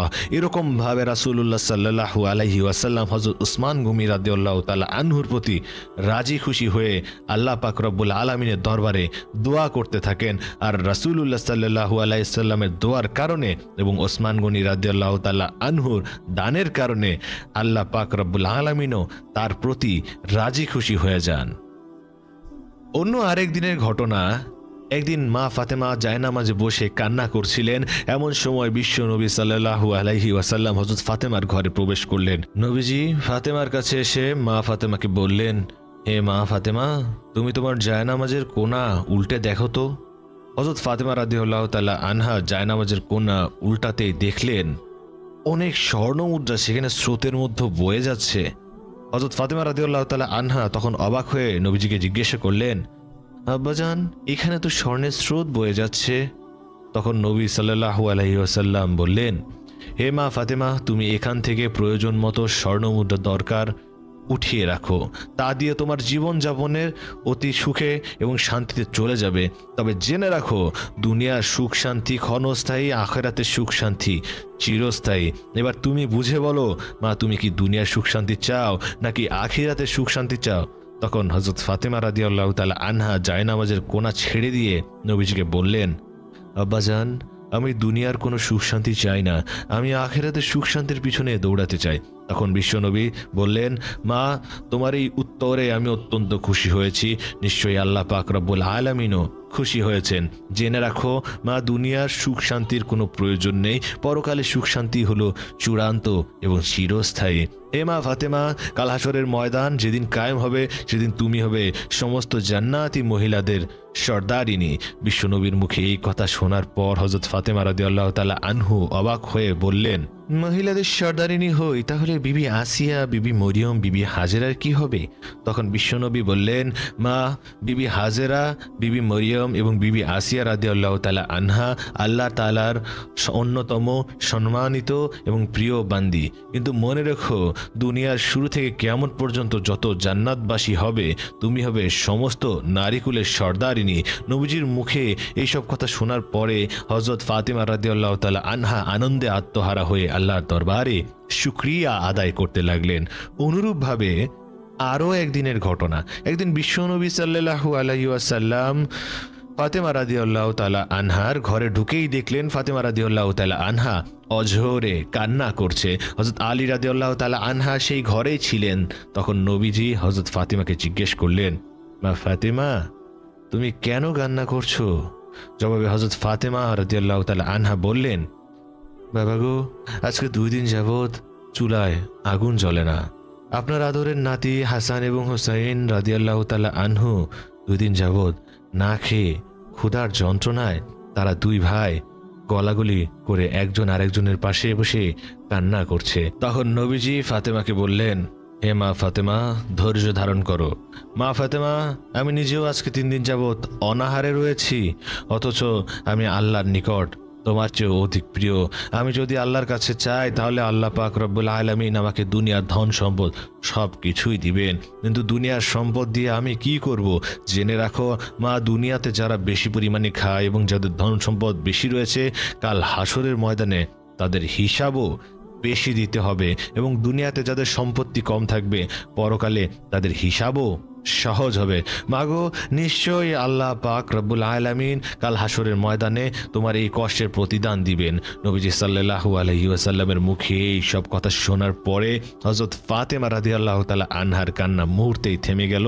তারপর হযরত মুহাম্মদ সাল্লাল্লাহু আলাইহি ওয়াসাল্লাম হযরত আলী রাদিয়াল্লাহু তাআলা আনহু এবং হযরত ফাতেমা রাদিয়াল্লাহু তাআলা আনহাকে বললেন, শোনো, তোমাদেরকে আমি এমন একটি আমল দিয়ে যাচ্ছি, যে আমলটি তোমরা নিয়মিত পালন করলে আল্লাহ পাক রব্বুল আলামিন তোমাদের ঘরে অনেক রহমত বরকত প্রতিষ্ঠিত করবেন এবং তোমাদের অভাব দূর হয়ে যাবে। তখন ফাতেমা রাদিয়াল্লাহু তাআলা আনহা নবীজিকে বললেন, ইয়া রাসূলুল্লাহ, আপনি আমাদেরকে সেই আমলটি শিখিয়ে দিন। তখন বিশ্বনবী তাদেরকে বললেন, তোমরা প্রতি 5 ওয়াক্ত নামাজের পর 33 বার সুবহানাল্লাহ, 33 বার আস্তাগফিরুল্লাহ এবং 34 বার আল্লাহু আকবার পাঠ করবে। এই বলে বিশ্বনবী ফাতেমা রাদিয়াল্লাহু তাআলা আনহার ঘর থেকে বের হয়ে গেলেন। তার কিছুদিন পরের ঘটনা, হযরত আলী রাদিয়াল্লাহু তাআলা আনহু কিছু সাহাবীদের কাছে গিয়ে বলতে লাগলেন, আমি আল্লাহর নামে শপথ করে বলছি, বিশ্বনবী সাল্লাল্লাহু আলাইহি ওয়াসাল্লাম যেদিন থেকে আমাদেরকে একটি আমল শিখিয়ে দিয়েছিলেন, আমরা সেদিন থেকে যেই আমলটি নিয়মিত পাঠ করে আসছিলাম এবং সেদিন থেকে আমাদের ঘরের সমস্ত অভাব দূর হয়ে গিয়েছে এবং আল্লাহর রহমত ও বরকত আমাদের উপর বর্ষিত হচ্ছে। এই কথা শুনে একজন সাহাবী হযরত আলীকে জিজ্ঞেস করলেন, হে আলী, আমরা কি শিখতে পারি সেই আমলটি, যে আমলটি নবীজি সাল্লাল্লাহু আলাইহি ওয়াসাল্লামকে তোমাদেরকে শিখিয়ে গিয়েছে? তখন হযরত আলী রাদিয়াল্লাহু তাআলা আনহু ওই আমলটি সমস্ত সাহাবীদেরকে শিখিয়ে দিলেন। 557 হিজরি সনের একটি রাতের ঘটনা। চারিদিক নীরব নিস্তব্ধ, কোথাও কোনো সারা শব্দ নেই। এদিকে সুলতান নুরুদ্দিন জাহাঙ্গীর রাহিমাহুল্লাহ তাহাজ্জুদ নামাজ আদায় করার পর ঘুমিয়ে পড়েছেন। এমত অবস্থায় হঠাৎ তিনি স্বপ্নে দেখলেন স্বয়ং রাসূলুল্লাহ সাল্লাল্লাহু আলাইহি ওয়াসাল্লাম তার কামরায় এসে উপস্থিত হয়েছেন। তিনি কোনো ভূমিকা ছাড়াই দুজন নীল চক্ষু বিশিষ্ট লোকের দিকে ইঙ্গিত করে বললেন, হে নুরুদ্দিন মাহমুদ, এরা দুজন আমাকে খুবই বিরক্ত করছে, এই দুজন থেকে তুমি আমাকে মুক্ত করো। এই ভয়াবহ স্বপ্ন দেখে নুরুদ্দিন জাহাঙ্গীর রাহিমাহুল্লাহ অত্যন্ত ভীত সন্ত্রস্ত হয়ে ঘুম থেকে জাগ্রত হলেন এবং কিংকর্তব্য বিমূঢ় হয়ে গোটা কক্ষে পায়চারি করতে লাগলেন। সাথে সাথে তার মাথায় বিভিন্ন প্রকার চিন্তা ঘুরপাক খেতে লাগলো। তার হৃদয় রাজ্যে ভিড় জমতে লাগলো। হাজার রকমের প্রশ্ন। তিনি ভাবতে লাগলেন, আল্লাহর রাসূল সাল্লাল্লাহু আলাইহি ওয়াসাল্লাম তো এখন কবরের জীবনে, তার সাথে অভিশপ্ত ইহুদেরা এমন কি ষড়যন্ত্র করতে পারে? কি হতে পারে তাদের চক্রান্তের স্বরূপ? তারা কি রাসূলুল্লাহ সাল্লাল্লাহু আলাইহি ওয়াসাল্লামের কোনো ক্ষতি করতে চায়? তারা কি চায় পরজীবনেও নবীজির সাথে ষড়যন্ত্র লিপ্ত হতে? তাছাড়া আমাকে দুইজন ইহুদির চেহারা দেখানো হলো কেন? শয়তান তো আল্লাহর নবীর রূপ নিয়ে আসতে পারে না। তাহলে কি আমি সত্যই স্বপ্ন দেখেছি? এসব ভাবতে ভাবতে সুলতান নুরুদ্দিন রাহিমাহুল্লাহ অস্থির হয়ে পড়লেন। তিনি অজু গোসল সেরে আবারও 2 রাকাত নামাজ আদায় করলেন। তারপর মহান আল্লাহর দরবারে ক্রন্দনরত অবস্থায় অনেকক্ষণ মোনাজাত করলেন, কারণ সুলতানের কাছে তখন এমন কেউ ছিল না যার সাথে তিনি পরামর্শ করবেন। আবার এই স্বপ্ন এমন নয় যে তার সাথে ব্যক্ত করতে পারবেন। অবশেষে আবারও তিনি বিছানায় শয়ন করলেন। দীর্ঘ সময় পর যখনই তার একটু ঘুমের ভাব এলো, সঙ্গে সঙ্গে আবারও তিনি প্রথমবারের ন্যায় নবী করিম সাল্লাল্লাহু আলাইহি ওয়াসাল্লামকে স্বপ্নে দেখলেন। নবীজি তাকে পূর্বের ন্যায় বলছেন, হে নুরুদ্দিন মাহমুদ, এই দুজন থেকে আমাকে মুক্ত করো, ওরা আমাকে খুবই বিরক্ত করছে। এবার নুরুদ্দিন জাহাঙ্গীর রাহিমাহুল্লাহ আল্লাহ আল্লাহ বলতে বলতে বিছানা থেকে উঠে বসলেন। তারপর কোথায় যাবেন, কি করবেন কিছুই ঠিক করতে না পেরে দ্রুত অজু গোসল শেষ করে মুসল্লায় দাঁড়িয়ে ভীত সন্ত্রস্ত অবস্থায় 2 রাকাত নামাজ আদায় করলেন এবং দীর্ঘ সময় অশ্রুসিক্ত নয়নে দোয়া করলেন। এভাবে অনেক সময় গেলেও রাতের অনেক অংশ তখনও বাকি ছিল। সমগ্র পৃথিবী যেন কি এক কঠিন বিপদের ঘনঘটা যেন চতুর্দিকে ছড়িয়ে পড়েছে। সুলতান মুখ তুলে আকাশপানে তাকালেন। মনে হলো স্বপ্ন দেখা ওই দুজন লোক যেন তাকে ধরার জন্য দ্রুত গতিতে ধেয়ে আসছে। তিনি সেই চেহারার দুটোকে হৃদয়ের মণিকোঠা থেকে সরানোর চেষ্টা করলেন, কিন্তু কিছুতেই তা সম্ভব হলো না। শেষ পর্যন্ত নিরুপায় হয়ে সুলতান নুরুদ্দিন জাহাঙ্গীর রাহিমাহুল্লাহ চোখ বন্ধ করে আবারও তন্দ্রায় বিভব হয়ে শুয়ে পড়লেন। শোয়ার পর তৃতীয়বারও তিনি একই ধরনের স্বপ্ন দেখলেন। রাসূলুল্লাহ সাল্লাল্লাহু আলাইহি সাল্লাম আবারও একই কথা বলছেন। রাসূলুল্লাহ সাল্লাল্লাহু আলাইহি সাল্লামের বক্তব্য শেষ হওয়ার পর নুরুদ্দিন জাহাঙ্গীর রাহিমাহুল্লাহ ক্রন্দনরত অবস্থায় বিছানা পরিত্যাগ করলেন। এবার তার দৃঢ় বিশ্বাস জন্মালো যে নিশ্চয়ই প্রিয় নবী সাল্লাল্লাহু আলাইহি ওয়াসাল্লামের রওজা মোবারক কোনো না কোনো মহাবিপদের সম্মুখীন হয়েছে। তিনি তড়িৎ গতিতে অজু গোসল করে ফজরের নামাজ আদায় করলেন। নামাজ শেষ করে প্রধানমন্ত্রী জামাল উদ্দিন মৌসুলির নিকট গিয়ে গোপনীয়তা রক্ষার প্রতিশ্রুতি নিয়ে স্বপ্নের বিবরণ বিস্তারিত শোনালেন এবং এই মুহূর্তে কি করা যায় সেই ব্যাপারে সুনিশ্চিত পরামর্শ চাইলেন। তখন জালালউদ্দিন মৌসুলি রাহিমাহুল্লাহ স্বপ্নের বৃত্তান্ত অবগত হয়ে বললেন, হুজুর, আপনি এখনো বসে আছেন? নিশ্চয়ই প্রিয় নবী সাল্লাল্লাহু আলাইহি ওয়াসাল্লামের রওজা মোবারক কোনো কঠিন বিপদের সম্মুখীন হয়েছে, তাই এই বিপদ থেকে উদ্ধার করার জন্য বারবার তিনি আপনাকে স্মরণ করছেন। অতএব আমার পরামর্শ হলো আপনি সময় নষ্ট না করে অতি সত্বর মদিনার পথে অগ্রসর হন। পরামর্শ পেয়ে সুলতান নুরুদ্দিন জাহাঙ্গীর রাহিমাহুল্লাহ আর কাল বিলম্বন করলেন না। তিনি 16,000 দ্রুতগামী অশ্বারোহী সৈন্য এবং বিপুল ধন সম্পদ নিয়ে বাগদাদ থেকে মদিনা অভিমুখে রওনা হলেন। রাত দিন লাগাতার সফর করে 17তম দিনে তারা মদিনা শরীফে এসে পৌঁছালেন। অতঃপর সৈন্যবাহিনী সহ 2 রাকাত নফল নামাজ আদায় করে দীর্ঘ সময় ধরে মোনাজাত করলেন। অতঃপর সুলতান তার সৈন্যবাহিনী দ্বারা সম্পূর্ণ মদিনা শহর ঘেরাও করে ফেললেন এবং তিনি গোটা শহরে আদেশ জারি করে দিলেন যে বাহিরের লোক মদিনায় আসতে পারবে, কিন্তু সাবধান, মদিনা থেকে কোনো লোক যাতে বাহিরে যেতে না পারে। অতঃপর নুরুদ্দিন জাহাঙ্গীর রাহিমাহুল্লাহ জুমার নামাজের খুতবা প্রদান করলেন। তাতে তিনি ঘোষণা দিলেন, আমি পুরো মদিনাবাসীকে দাওয়াত দিয়ে একবেলা খানা খাওয়াতে চাই। আমার অভিলাষ সকলেই যেন এই দাওয়াতে অংশগ্রহণ করে। অতঃপর সুলতান মদিনাবাসীকে আপ্যায়নের জন্য বিশাল আয়োজন করলেন এবং প্রত্যেকের নিকট অনুরোধ করলেন মদিনার কোনো লোক যেন এই দাওয়াত থেকে বঞ্চিত না হয়। অতঃপর নির্ধারিত সময়ে খাওয়া দাওয়া শুরু হলো। প্রত্যেকেই তৃপ্তি সহকারে খাবার খেলো। যারা দূর দূরান্ত থেকে আসতে পারেনি তাদেরকেও শেষ পর্যন্ত ঘোড়া ও গাধার পিঠে চড়িয়ে আনা হলো। এভাবে প্রায় 15 দিন পর্যন্ত অগণিত লোক শাহী দাওয়াতে শরিক হলো। অতঃপর সুলতান জিজ্ঞেস করলেন, আরো কেউ কি অবশিষ্ট আছে? থাকলে তাদেরকেও ডেকে আনো। তখন লোকেরা সুলতানকে জানালেন যে, হে সুলতান, আর কোনো লোক দাওয়াতে আসতে বাকি নেই, সমগ্র মদিনাবাসী দাওয়াতে উপস্থিত হয়েছে। এই কথা শুনে সুলতান সীমাহীন অস্থির হয়ে পড়লেন। চিন্তার অথই সাগরে তিনি হারিয়ে গেলেন। তিনি ভাবলেন, যদি আর কোনো লোক দাওয়াতে শরিক হতে বাকি না থাকে তাহলে সেই অভিশপ্ত 2জন লোক কোথায় গেল? আমি তো দাওয়াতে শরিক হওয়া প্রতিটি লোককে অত্যন্ত গভীরভাবে পর্যবেক্ষণ করেছি, কিন্তু কারো চেহারাই তো স্বপ্নে দেখা লোক দুটোর চেহারার সাথে মিলল না। তাহলে কি আমার মিশন ব্যর্থ হবে? আমি কি ওই কুচক্রী লোক দুটোকে গ্রেফতার করে দৃষ্টান্তমূলক সাক্ষী দিতে সক্ষম হব না? এইসব চিন্তায় বেশ কিছুক্ষণ তিনি ডুবে রইলেন। তারপর আবারও তিনি নতুন করে ঘোষণা করলেন, আমার দৃঢ় বিশ্বাস মদিনার সকল লোকদের দাওয়াত খাওয়া এখনো শেষ হয়নি। অতএব সবাইকে আবারও অনুরোধ করা যাচ্ছে যে যারা এখনো দাওয়াত খেতে আসেনি তাদেরকে যেন অনুসন্ধান করে দাওয়াতে শরিক করা হয়। এই কথা শুনে মদিনাবাসী সকলেই এক বাক্যে বলে উঠল, হুজুর, মদিনার আশেপাশে এমন কোনো লোক বাকি নেই যারা আপনার দাওয়াতে অংশগ্রহণ করেনি। তখন সুলতান নুরুদ্দিন জাহাঙ্গীর রাহিমাহুল্লাহ বলিষ্ঠ কণ্ঠে বললেন, আমি যা বলেছি ঠিকই বলেছি, আপনারা ভালোভাবে অনুসন্ধান করুন। সুলতানের এই আত্মবিশ্বাস দেখে অগণিত জনতার মধ্য থেকে এক ব্যক্তি হঠাৎ করে বলে উঠল, হুজুর, আমার জানা মতে 2জন লোক সম্ভবত এখনো বাকি আছে। তারা আল্লাহওয়ালা বুজুর্গ মানুষ, জীবনে কখনো কারো কাছ থেকে হাদিয়া অথবা তফা গ্রহণ করেন না, এমনকি কারো দাওয়াতেও শরিক হন না। তারা নিজেরাই লোকদের অনেক দান খয়রাত করেন। নীরবতা তারা অধিক পছন্দ করেন। লোক সমাজে উপস্থিত হওয়া মোটেও তারা ভালোবাসেন না। লোকটির বক্তব্য শুনে সুলতানের চেহারায় যেন বিদ্যুৎ চমকাচ্ছিল। তিনি কাল বিলম্ব না করে কয়েকজন লোক সহকারে ওই লোক দুটোর আবাসস্থলে গিয়ে উপস্থিত হলেন। তিনি সেখানে দেখলেন এ তো সেই 2জন লোক যাদের স্বপ্নে দেখানো হয়েছে। তাদেরকে দেখে সুলতানের 2 চোখ রক্তবর্ণ ধারণ করলো। তিনি জিজ্ঞাসা করলেন, কে তোমরা? কোথা থেকে এসেছো? তোমরা সুলতানের দাওয়াতে শরিক হলে না কেন? তখন লোক দুটো নিজের পরিচয় গোপন করে বলল, আমরা মুসাফির মানুষ, হজের উদ্দেশ্যে মক্কায় এসেছিলাম।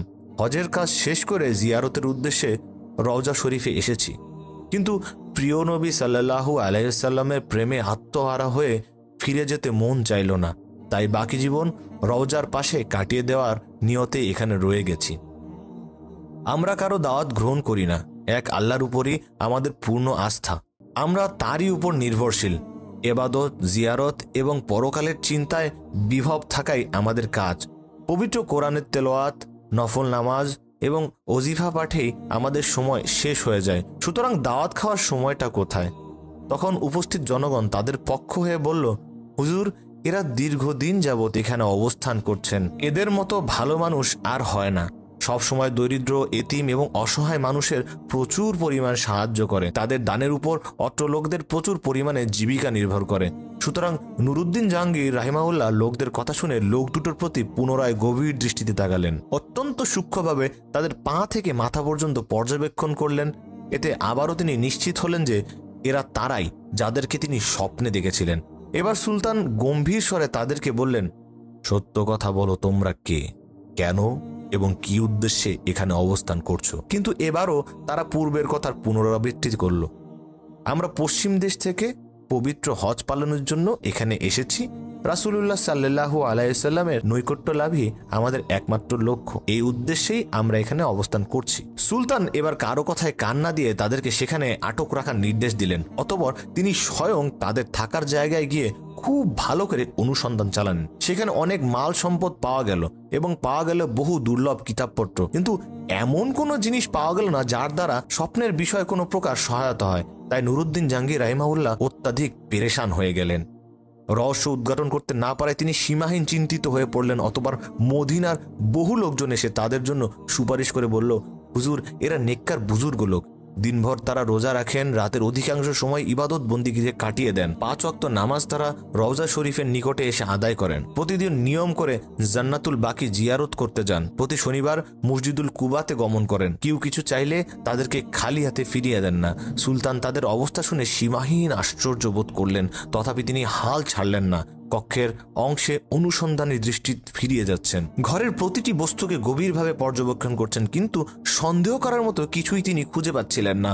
অতঃপর নুরুদ্দিন জাহাঙ্গীর রাহিমাহুল্লাহ এক পর্যায়ে সঙ্গীদেরকে বললেন, আচ্ছা, তাদের নামাজের মুসাল্লাটা একটু ওঠাও তো দেখি। সঙ্গীরা নির্দেশ পেয়ে মুসাল্লাটি তুলে ফেলল। তখন মুসাল্লার নিচ থেকে একটি চাটাই বের হলো। তখন সুলতান আবারও নির্দেশ দিলেন, এই চাটাইটিও সরিয়ে ফেলো।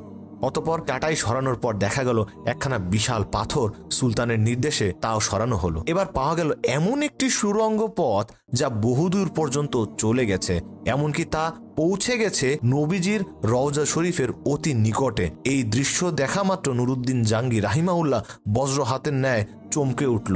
অস্থিরতার কালো মেঘ ছেড়ে যায় তার সমস্ত হৃদয় আকাশে, ক্রোধে লাল হয়ে যায় তার গোটা মুখমণ্ডল।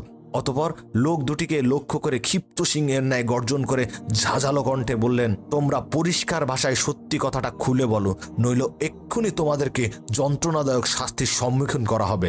তোমরা কে? তোমাদের আসল পরিচয় কি? কারা এবং কি উদ্দেশ্যে তোমাদেরকে এখানে পাঠানো হয়েছে? সুলতানের গর্জনে তারা ঘাবড়ে গেল। কঠিন বিপদ সামনে দেখে তারা আসল পরিচয় প্রকাশ করল। আমরা দুজন ইহুদি, দীর্ঘদিন যাবৎ আমাদেরকে মুসল শহরের ইহুদিরা সুদক্ষ কর্মী দ্বারা প্রশিক্ষণ দিয়ে প্রচুর অর্থ সহকারে এখানে পাঠিয়েছে। আমাদেরকে এজন্য পাঠানো হয়েছে যে আমরা যেন যে কোনো উপায়ে মুহাম্মদ সাল্লাল্লাহু আলাইহি সাল্লামের শরীর বের করে ইউরোপীয় ইহুদিদের হাতে হস্তান্তর করি। এই দুরূহ কাজে সফল হলে তারা আমাদেরকে আরও ধন সম্পদ দিবে বলে প্রতিশ্রুতি দিয়েছে।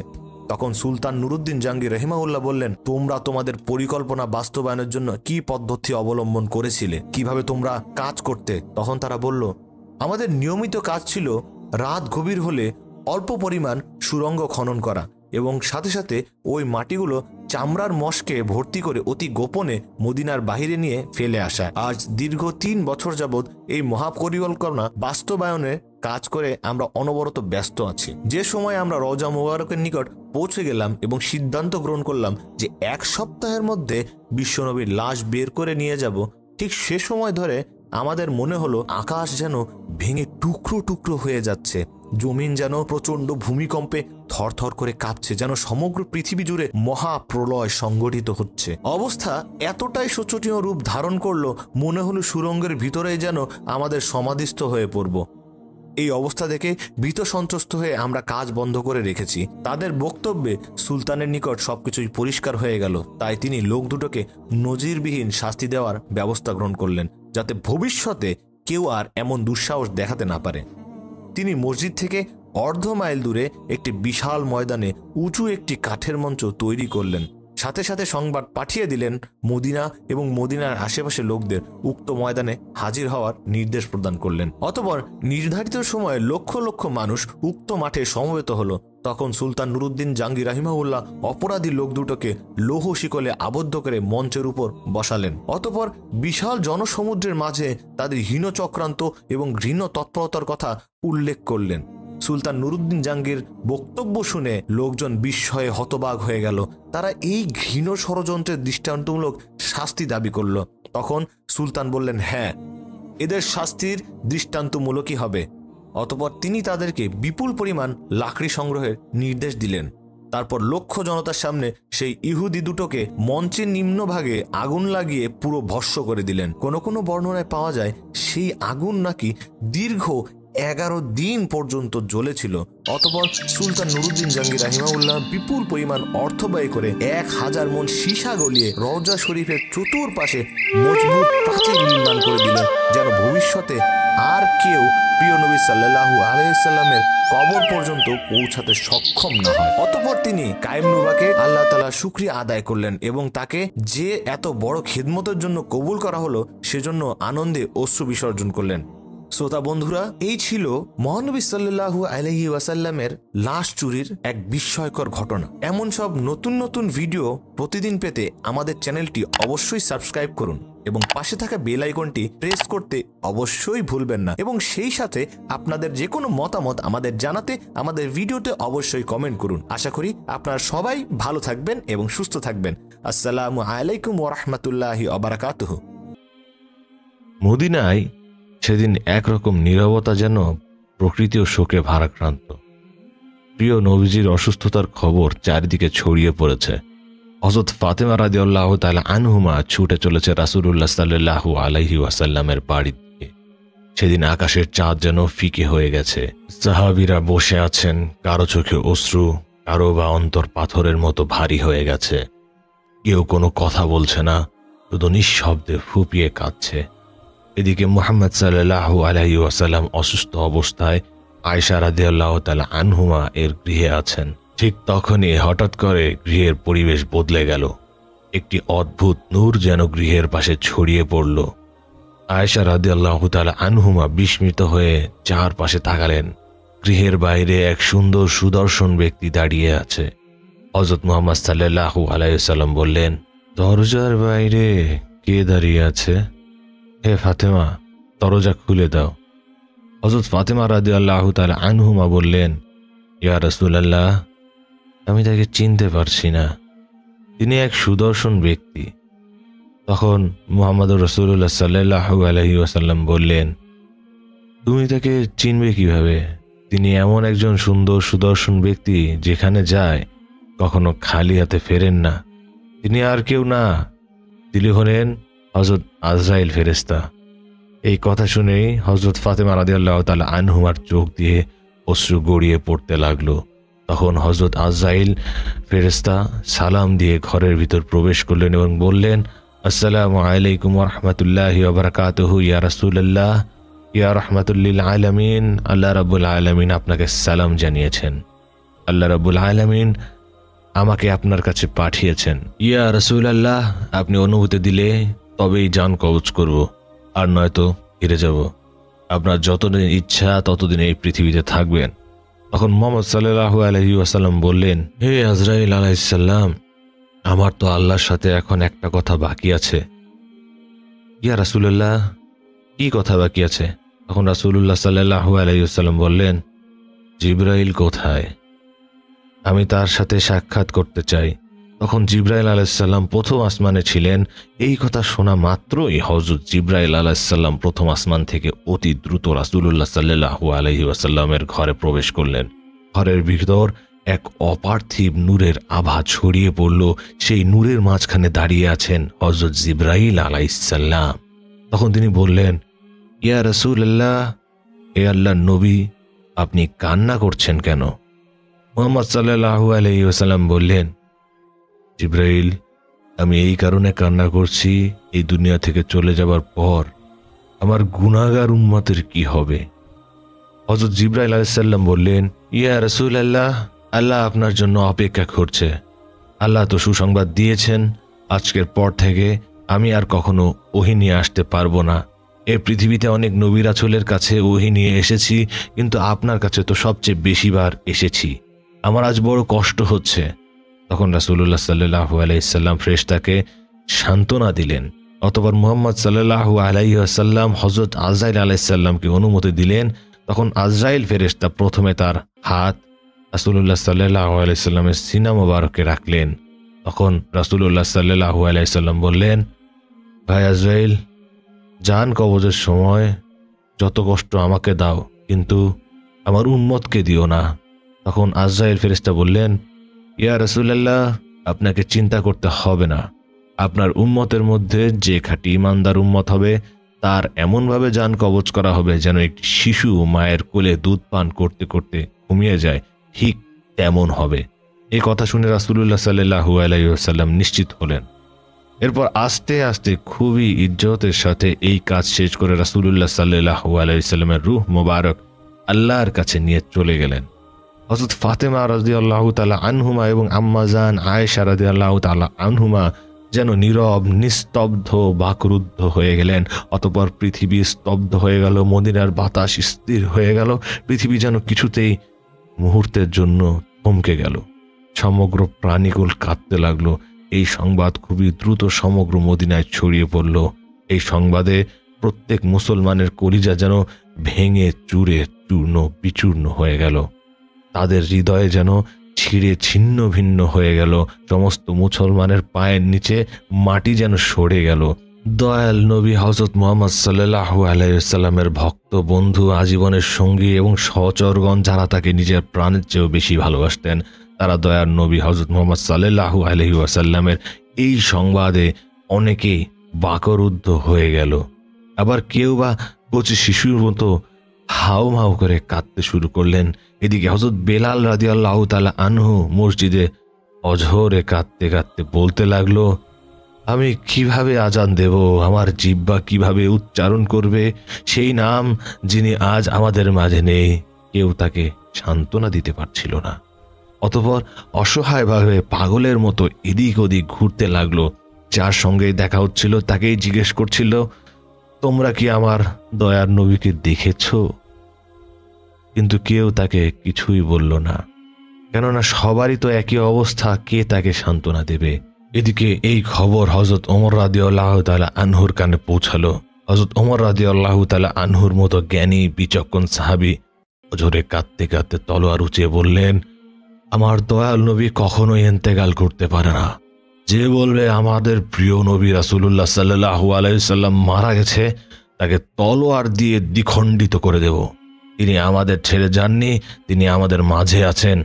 ওমর রাদিয়াল্লাহু তাআলা আনহু বলতে লাগলেন, মূসা আলাইহিস সালাম যেমন আল্লাহর সাথে সাক্ষাৎ করতে তুর পাহাড়ে 40 দিনের জন্য তার উম্মতকে রেখে চলে গিয়েছিলেন, সেই রকম আল্লাহর রাসূলও তার রবের সাথে সাক্ষাৎ করতে গিয়েছেন। তিনি আবার ফিরে আসবেন। সেই সময় হযরত আবু বকর রাদিয়াল্লাহু তাআলা আনহু এসে বললেন, ওমর চুপ করো। ওমর রাদিয়াল্লাহু তাআলা আনহু তখনও চিৎকার করছিল।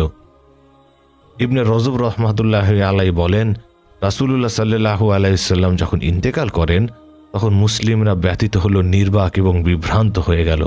কেউ সংজ্ঞা হারিয়ে ফেলল এবং হতবুদ্ধ হয়ে গেল। অনেকে বসে পড়ল এবং এমনকি তারা দাঁড়ানোর ক্ষমতা হারিয়ে ফেলল। অনেকে বাকশক্তি হারিয়ে ফেলল। আর একদল তো মানসিক ভারসাম্য হারিয়ে রাসূলের মৃত্যুকে পুরোপুরি অস্বীকার করতে লাগলো। এবং শেষ দলের মধ্যে ছিলেন হযরত উমর ইবনে আল খাত্তাব রাদিয়াল্লাহু তাআলা আনহু। সম্ভবত উমর রাদিয়াল্লাহু তাআলা আনহুর মতো অন্য কেউ রাসূলুল্লাহ সাল্লাল্লাহু আলাইহি সাল্লামের মৃত্যুকে এত বেশি অস্বীকার করেনি। যারা রাসূলুল্লাহ সাল্লাল্লাহু আলাইহি ওয়াসাল্লামের ইন্তেকাল করার কথা বলছিল, তিনি তাদেরকে কঠিনভাবে শাসাচ্ছিলেন। তিনি ঘোষণাও করলেন রাসূলুল্লাহ সাল্লাল্লাহু আলাইহি ওয়াসাল্লাম মারা যাননি, বরং তিনি মুসা ইবনে ইমরান আলাইহিস সালামের মতো সাময়িকভাবে আল্লাহর কাছে গিয়েছেন। মুসা আলাইহিস সালাম 40 দিনের জন্য আল্লাহর কাছে গিয়েছিলেন, তারপর তিনি ফিরে এসেছিলেন। আল্লাহর কসম, মুসা আলাইহিস সালামের মতো রাসূলুল্লাহ সাল্লাল্লাহু আলাইহি ওয়াসাল্লামও আবার ফিরে আসবেন। এখন যারা বলছে যে রাসূলুল্লাহ সাল্লাল্লাহু আলাইহি ওয়াসাল্লাম মারা গেছেন, তাদের হাত পা কেটে দেওয়া হবে। আবু বকর রাদিয়াল্লাহু তাআলা আনহু রাসূলুল্লাহ সাল্লাল্লাহু আলাইহি সাল্লামের মৃত্যুর সংবাদ পেয়ে দ্রুত তার ঘোড়ায় উঠে বসলেন এবং তার বাড়ি থেকে সোজা মসজিদে নববীতে এসে থামেন। কারো সাথে কোনো কথা না বলে তিনি সরাসরি মসজিদে প্রবেশ করেন। তারপর তিনি আয়েশা রাদিয়াল্লাহু তাআলা আনহুমার ঘরে প্রবেশ করেন। সেখানে তিনি রাসূলুল্লাহ সাল্লাল্লাহু আলাইহি ওয়াসাল্লামের মৃতদেহের কাছে যান। তাকে একটি চাদর দিয়ে ঢেকে রাখা হয়েছিল।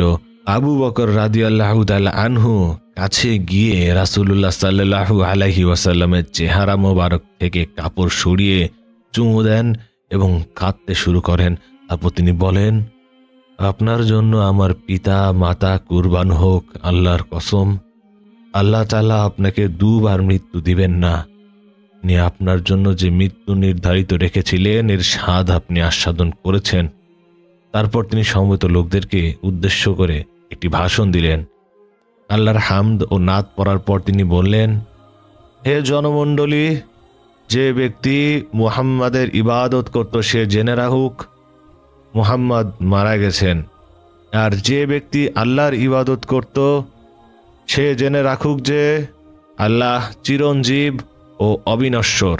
তারপর তিনি এই আয়াত তিলাওয়াত করলেন, وما محمد إلا رسول قد خلت من قبله الرسل أفإن مات أو قتل قلبتم على أعقابكم ومن ينقلب على عقبيه فلن يضر الله شيئا وسيجزى الله الشاكرين। যার অর্থ হচ্ছে মুহাম্মদ আল্লাহর রাসূল বই কি আর কিছুই নন। তার পূর্বে অনেক রাসূল অতিবাহিত হয়েছেন, তিনি যদি মারা যান কিংবা নিহত হন তাহলে কি তোমরা ইসলাম থেকে ফিরে যাবে? যে ফিরে যাবে সে আল্লাহর কোনো ক্ষতি করতে পারবে না। কৃতজ্ঞ লোকদের আল্লাহ যথোচিত পুরস্কার দিবেন। সূরা আল ইমরান আয়াত 144। পরে উমর রাদিয়াল্লাহু তাআলা আনহু বলেছেন, আল্লাহর কসম, আবু বকরের মুখে এই আয়াত শোনার পর আমি হতবাক ও হতবুদ্ধি হয়ে গেলাম। পায়ের উপর দাঁড়িয়ে থাকতে পারলাম না। আমি তখনই অনুভব করলাম যে রাসূলুল্লাহ সাল্লাল্লাহু আলাইহি ওয়াসাল্লাম সত্যি ইন্তেকাল করেছেন। ইমাম আল কুরতুবী রাহমাতুল্লাহি আলাইহি বলেন, এ আয়াত সাথে সাথে এ ঘটনাটাও আবু বকর রাদিয়াল্লাহু তাআলা আনহুর বীরত্ব ও সাহসিকতার বিরাট প্রমাণ বহন করে। যদি সাহসিকতাকে কঠিন দুঃখজনক পরিস্থিতিতে দৃঢ় এবং স্থির অন্তর্করণের সাথে বিচার করা হয়, দুনিয়াতে রাসূলুল্লাহ সাল্লাল্লাহু আলাইহি ওয়াসাল্লামের মৃত্যুর ঘটনার চেয়ে আর কোনো কঠিন দুঃখজনক পরিস্থিতি ছিল না। অনেকে বলেছিল যে রাসূলুল্লাহ সাল্লাল্লাহু আলাইহি ওয়াসাল্লাম মৃত্যুবরণ করেননি এবং এ দলের মধ্যে ছিলেন হযরত উমর রাদিয়াল্লাহু তাআলা আনহু, উসমান রাদিয়াল্লাহু তাআলা আনহু বাকশক্তি হারিয়ে ফেলেছিলেন এবং আলী রাদিয়াল্লাহু তাআলা আনহু লোকেদের কাছ থেকে নিজেকে গোপন করে রেখেছিলেন। চারিদিকে একটি চরম হতাশাজনক পরিস্থিতি সৃষ্টি হয়েছিল। এরকম ভয়াবহ পরিস্থিতিতে আবু বকর রাদিয়াল্লাহু তাআলা আনহু এই আয়াত তিলাওয়াত করে পরিস্থিতি সামলেছিলেন। আয়েশা রাদিয়াল্লাহু তাআলা আনহুমা বলেছেন, পরিস্থিতি এতটাই জটিল আকার ধারণ করেছিল যে আবু বকর রাদিয়াল্লাহু তাআলা আনহু এই আয়াত তিলাওয়াত করার আগে লোকজন যেন জানতই না আল্লাহ এই আয়াত নাজিল করেছিলেন। আল্লাহ আবু বকর রাদিয়াল্লাহু তাআলা আনহুর উপর তার অনুগ্রহ বর্ষণ করুন, যিনি মুসলমান জাতিকে এরকম অনেক জটিল পরিস্থিতি থেকে উদ্ধার করেছেন, অনেক কঠিন সমস্যার সমাধান করেছেন যা মুসলিম জাতিকে বিপর্যস্ত করেছিল, এবং যখন কেউ সত্য উপলব্ধি করতে সক্ষম হননি তিনি তা অনুধাবন করতে পেরেছিলেন, যা এমনকি উমর রাদিয়াল্লাহু তাআলা আনহু পারেননি। মুসলিম হিসেবে আমাদেরকে আবু বকর রাদিয়াল্লাহু তাআলা আনহুর সঠিক মর্যাদা সম্পর্কে জানা প্রয়োজন। তাকে গভীরভাবে ভালোবাসতে হবে এবং তাকে ভালোবাসা আমাদের ঈমানের একটি গুরুত্বপূর্ণ অংশ এবং তাকে ঘৃণা করা মুনাফিকের লক্ষণ। সেদিন মদিনার বাতাস ভারী হয়ে গেল। মদিনার অলিতে গলিতে কান্নার আওয়াজ ভেসে আসতে লাগলো। নারীরা তাদের ঘর থেকে বেরিয়ে এলেন, শিশুরা ভয়ে মায়ের আঁচল চেপে ধরল, পুরুষরা একে অপরের দিকে নিস্তব্ধ হয়ে তাকিয়েছিল। কেউ যেন বুঝতে পারছিল না এই বিশাল শূন্যতা কিভাবে পূরণ হবে। সে দিন মানুষ কাঁদেনি, কেঁদেছিল এই জমিন, এই আসমান, এই প্রাণীকুল। মদিনার আকাশ যেন সেদিন নিস্তব্ধ হয়ে গেল। হযরত মুহাম্মদ সাল্লাল্লাহু আলাইহি ওয়াসাল্লামের পবিত্র দেহ মোবারক জমিনের উপর থাকতে একজন খলিফা নির্বাচন করার সিদ্ধান্ত গ্রহণ করলেন। কে হবে মুসলিম জাহানের খলিফা, এই বিষয়ে রাসূলুল্লাহ সাল্লাল্লাহু আলাইহি ওয়াসাল্লাম কোনো নির্দেশ আদেশ দিয়ে যাননি। রাসূলুল্লাহ সাল্লাল্লাহু আলাইহি ওয়াসাল্লামের মৃত্যু সম্পর্কে সব সাহাবীরা নিশ্চিত হওয়ার পর ওই দিন আনসারি সাহাবীদের একটি দল বনু সাইদা গোত্রের চত্বরে জমায়েত হয়। ওই দিন ছিল 12 রবিউল আউয়াল, সোমবার, 11 হিজরি। তাদের উদ্দেশ্য ছিল মুসলিম জাতির প্রথম খলিফা হিসেবে কাউকে নির্বাচন করা। খাজরাজ গোত্রের নেতা সাদ ইবনে উবাদাহ নেতৃত্বে আনসার সাহাবীরা জমায়েত হয়েছিল। এ সময় মুজাহিরগণ ও আবু বকর রাদিয়াল্লাহু তাআলা আনহুর নেতৃত্বে অন্য এক জায়গায় একই উদ্দেশ্যে সম্মত হয়েছিলেন। মুহাজিরগণ তাদের মধ্য থেকেই একজনকে খলিফা হিসেবে নির্বাচন করতে চেয়েছিলেন। কোনো সিদ্ধান্তে পৌঁছানোর আগে তারা তাদের আনসার ভাইদের কথা স্মরণ করে একে অন্যকে বলতে লাগলো, চলুন আমরা আমাদের আনসার ভাইদের কাছে যাই, হয়তো তারা আমাদের কোনো সিদ্ধান্তে পৌঁছাতে সাহায্য করবে। ওমর রাদিয়াল্লাহু তাআলা আনহু বললেন, আমরা আনসার ভাইদের সাথে সাক্ষাতের উদ্দেশ্যে রওনা হলাম। যখন আমরা তাদের নিকটবর্তী হলাম তখন আমাদের সঙ্গে তাদের দুজন পুণ্যবান ব্যক্তির সাক্ষাৎ হলো। তারা উভয়েই এই বিষয়ে আলোচনা করলেন যে বিষয়ে লোকেরা ঐক্যমত করছিল। এরপর তারা বললেন, হে মুহাজির দল, আপনারা কোথায় যাচ্ছেন? তখন আমরা বললাম, আমরা আমাদের ওই আনসার ভাইদের উদ্দেশ্যে রওনা হয়েছি। তারা বললেন, না, আপনাদের তাদের নিকট না যাওয়াই উচিত, আপনারা আপনাদের বিষয় সমাপ্ত করে নিন। তখন আমি বললাম, আল্লাহর কসম, আমরা অবশ্যই তাদের কাছে যাব। আমরা চললাম। অবশেষে বনু সাইদা গোত্রের চত্বরে তাদের কাছে এলাম। আমরা দেখতে পেলাম তাদের মাঝখানে এক লোক বস্ত্রাবৃত অবস্থায় রয়েছেন। আমি জিজ্ঞেস করলাম, ওই লোক কে? তারা জবাব দিল, ইনি সাদ ইবনে উবাদাহ। আমি জিজ্ঞেস করলাম, তার কি হয়েছে? তারা বলল, তিনি জ্বরে আক্রান্ত। আমরা কিছুক্ষণ বসার পরই তাদের খতিব উঠে দাঁড়িয়ে কালিমায়ে শাহাদাত পড়লেন এবং আল্লাহর যথোপযুক্ত প্রশংসা করলেন। তারপর বললেন, আম্মা বাদ, আমরা আল্লাহর দ্বীনের সাহায্যকারী ও ইসলামের সেনাদল এবং তোমরা হে মুহাজির দল একটি ছোট দল মাত্র, যে দলটি তোমাদের গোত্র থেকে আলাদা হয়ে আমাদের কাছে পৌঁছেছে, অথচ এরা এখন আমাদেরকে মূল থেকে সরিয়ে দিতে এবং খেলাফত থেকে বঞ্চিত করে দিতে চাচ্ছে। যখন তিনি নিশ্চুপ হলেন তখন আমি কিছু বলার ইচ্ছা করলাম, আর আমি আগেই থেকেই কিছু কথা সাজিয়ে রেখেছিলাম যা আমার কাছে ভালো লাগছিল। আমি ইচ্ছা করলাম যে আবু বকর রাদিয়াল্লাহু তাআলা আনহুর সামনে কথাটি পেশ করব। আমি তার ভাষণ থেকে সৃষ্ট রাগকে কিছুটা ঠান্ডা করতে চাইলাম। আমি যখন কথা বলতে চাইলাম তখন আবু বকর রাদিয়াল্লাহু তাআলা আনহু বললেন, তুমি থামো। আমি তাকে রাগান্বিত করাটা পছন্দ করলাম না, তাই আবু বকর রাদিয়াল্লাহু তাআলা আনহু কথা বললেন, আর তিনি ছিলেন আমার চেয়েও সহনশীল ও গম্ভীর। আল্লাহর কসম, তিনি এমন কোনো কথা বাদ দেননি যা আমি সাজিয়ে রেখেছিলাম, অথচ তিনি তাৎক্ষণিকভাবে ওই রকম বরং তার থেকেও উত্তম কথা বললেন।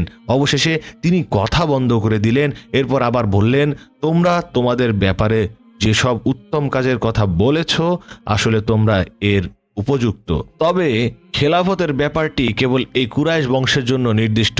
তারা হচ্ছে বংশ ও আবাসভূমির দিক দিয়ে সর্বোত্তম আরব, আর আমি এ দুজন হতে যে কোনো একজনকে তোমাদের জন্য নির্ধারিত করলাম। তোমরা যে কোনো একজনের হাতে বাইয়াত হয়ে যাও।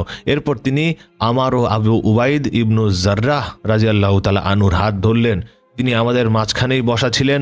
আমি তার এ কথা ব্যতীত যত কথা বলেছেন কোনোটাকেই অপছন্দ করিনি। আবু উবাইদাহ বললেন, আল্লাহর কসম, আবু বকর যে জাতির মধ্যে বর্তমান আছেন সে জাতির উপর আমি শাসক নিযুক্ত হবার চেয়ে এটাই শ্রেয় যে আমাকে অগ্রসর করে আমার ঘাড় ভেঙে দেওয়া হবে, ফলে তা আমাকে কোনো গুনাহের কাছে আর নিয়ে যেতে পারবে না। হে আল্লাহ, হয়তো আমার আত্মা আমার মৃত্যুর সময় এমন কিছু আকাঙ্ক্ষা করতে পারে যা এখন আমি পাচ্ছি না, তখন আনসারদের এক ব্যক্তি বলে উঠল, আমি এ জাতির অভিজ্ঞ বংশগত সম্ভ্রান্ত। হে কুরাইশগণ, আমাদের হতে হবে এক আমির আর তোমাদের হতে হবে এক আমির। এ সময় অনেকে কথা ও হইচই শুরু হয়ে গেল। আমি এ মতবিরোধের দরুন শঙ্কিত হয়ে পড়লাম। তাই আমি বললাম, হে আবু বকর, আপনি হাত বাড়ান। তিনি হাত বাড়ালেন, আমি তার হাতে বাইয়াত হলাম। মুহাজিরগণও তার হাতে বাইয়াত হলেন, অতঃপর আনসারগণও তার হাতে বাইয়াত হলেন। রাসূলুল্লাহর পরিবারের সদস্যরা রাসূলুল্লাহর গোসল ও দাফনের দায়িত্ব পালন করেন।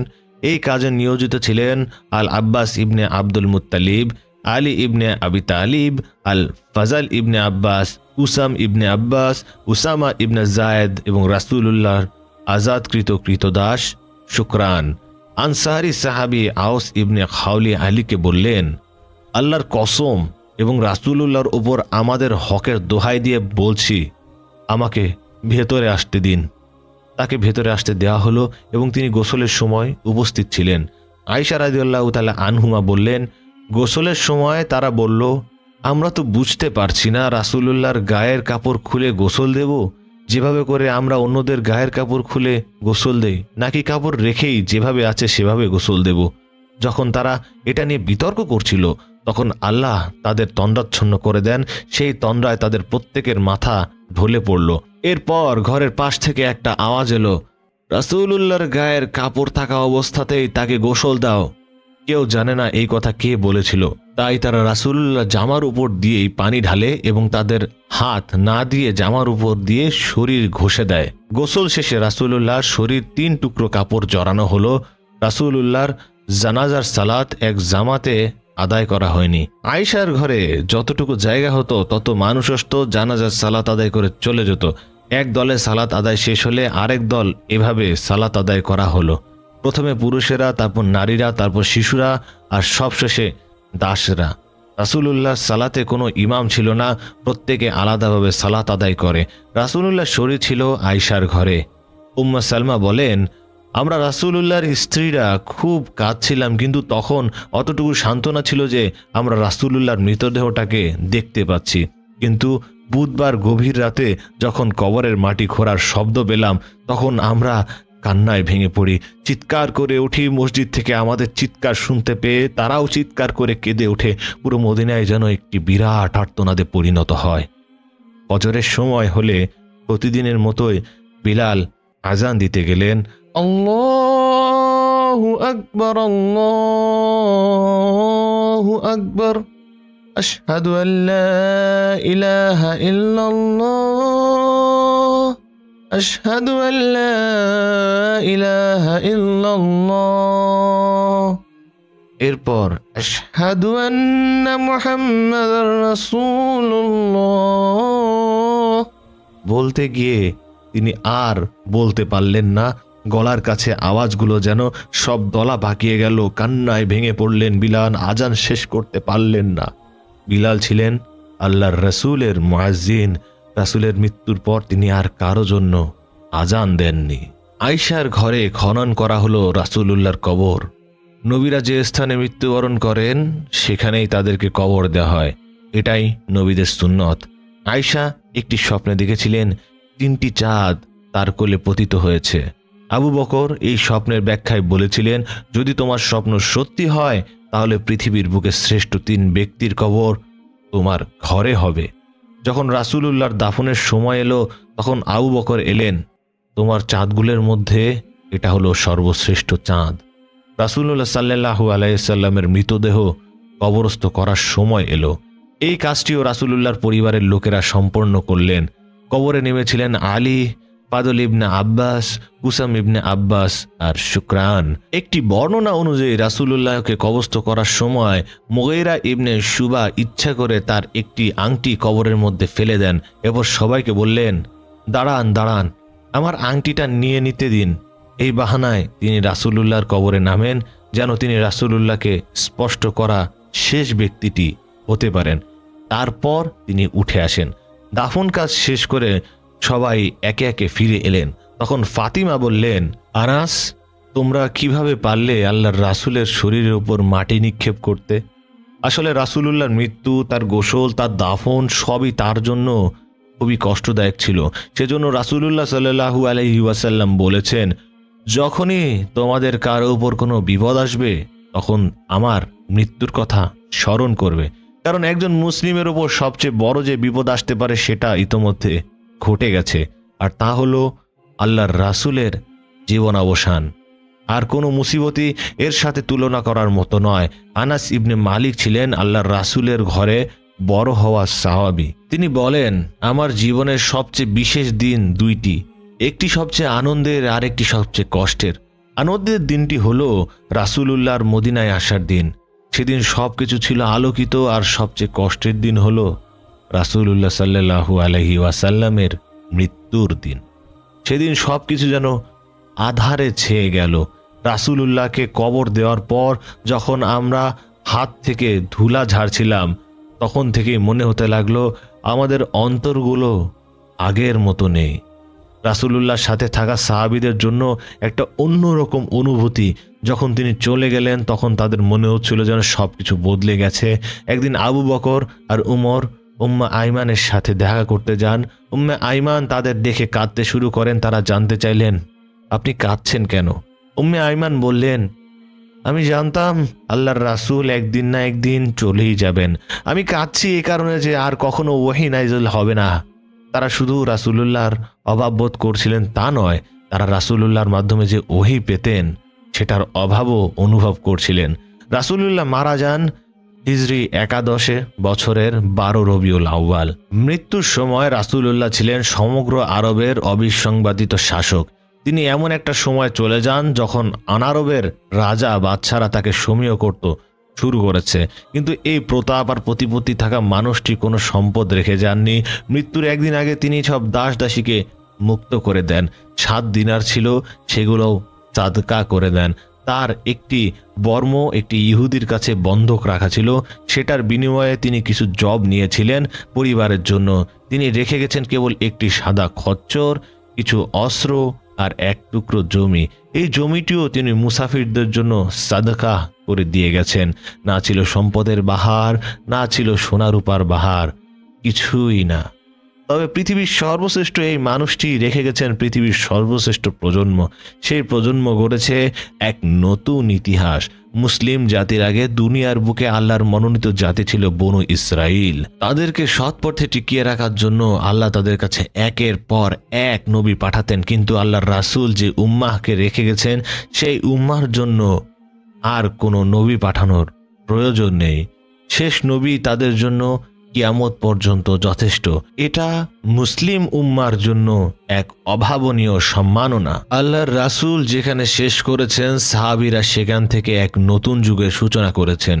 সে যুগ গৌরবের, সে যুগ সমীহ জাগানিয়া। রাসূলুল্লাহর যাওয়ার অল্প ক বছরের মাথায় পৃথিবীর তৎকালীন 2 পরাশক্তি রাসূলুল্লাহর অনুসারী সাহাবীদের ভয়ে থরথর করে কাঁপতে শুরু করেছে। সে আরেক ইতিহাস। আজ তাহলে এতটুকুই। দেখা হচ্ছে পরবর্তী কোনো ভিডিওতে। আসসালামু আলাইকুম ওয়া রাহমাতুল্লাহি ওয়া বারাকাতুহু।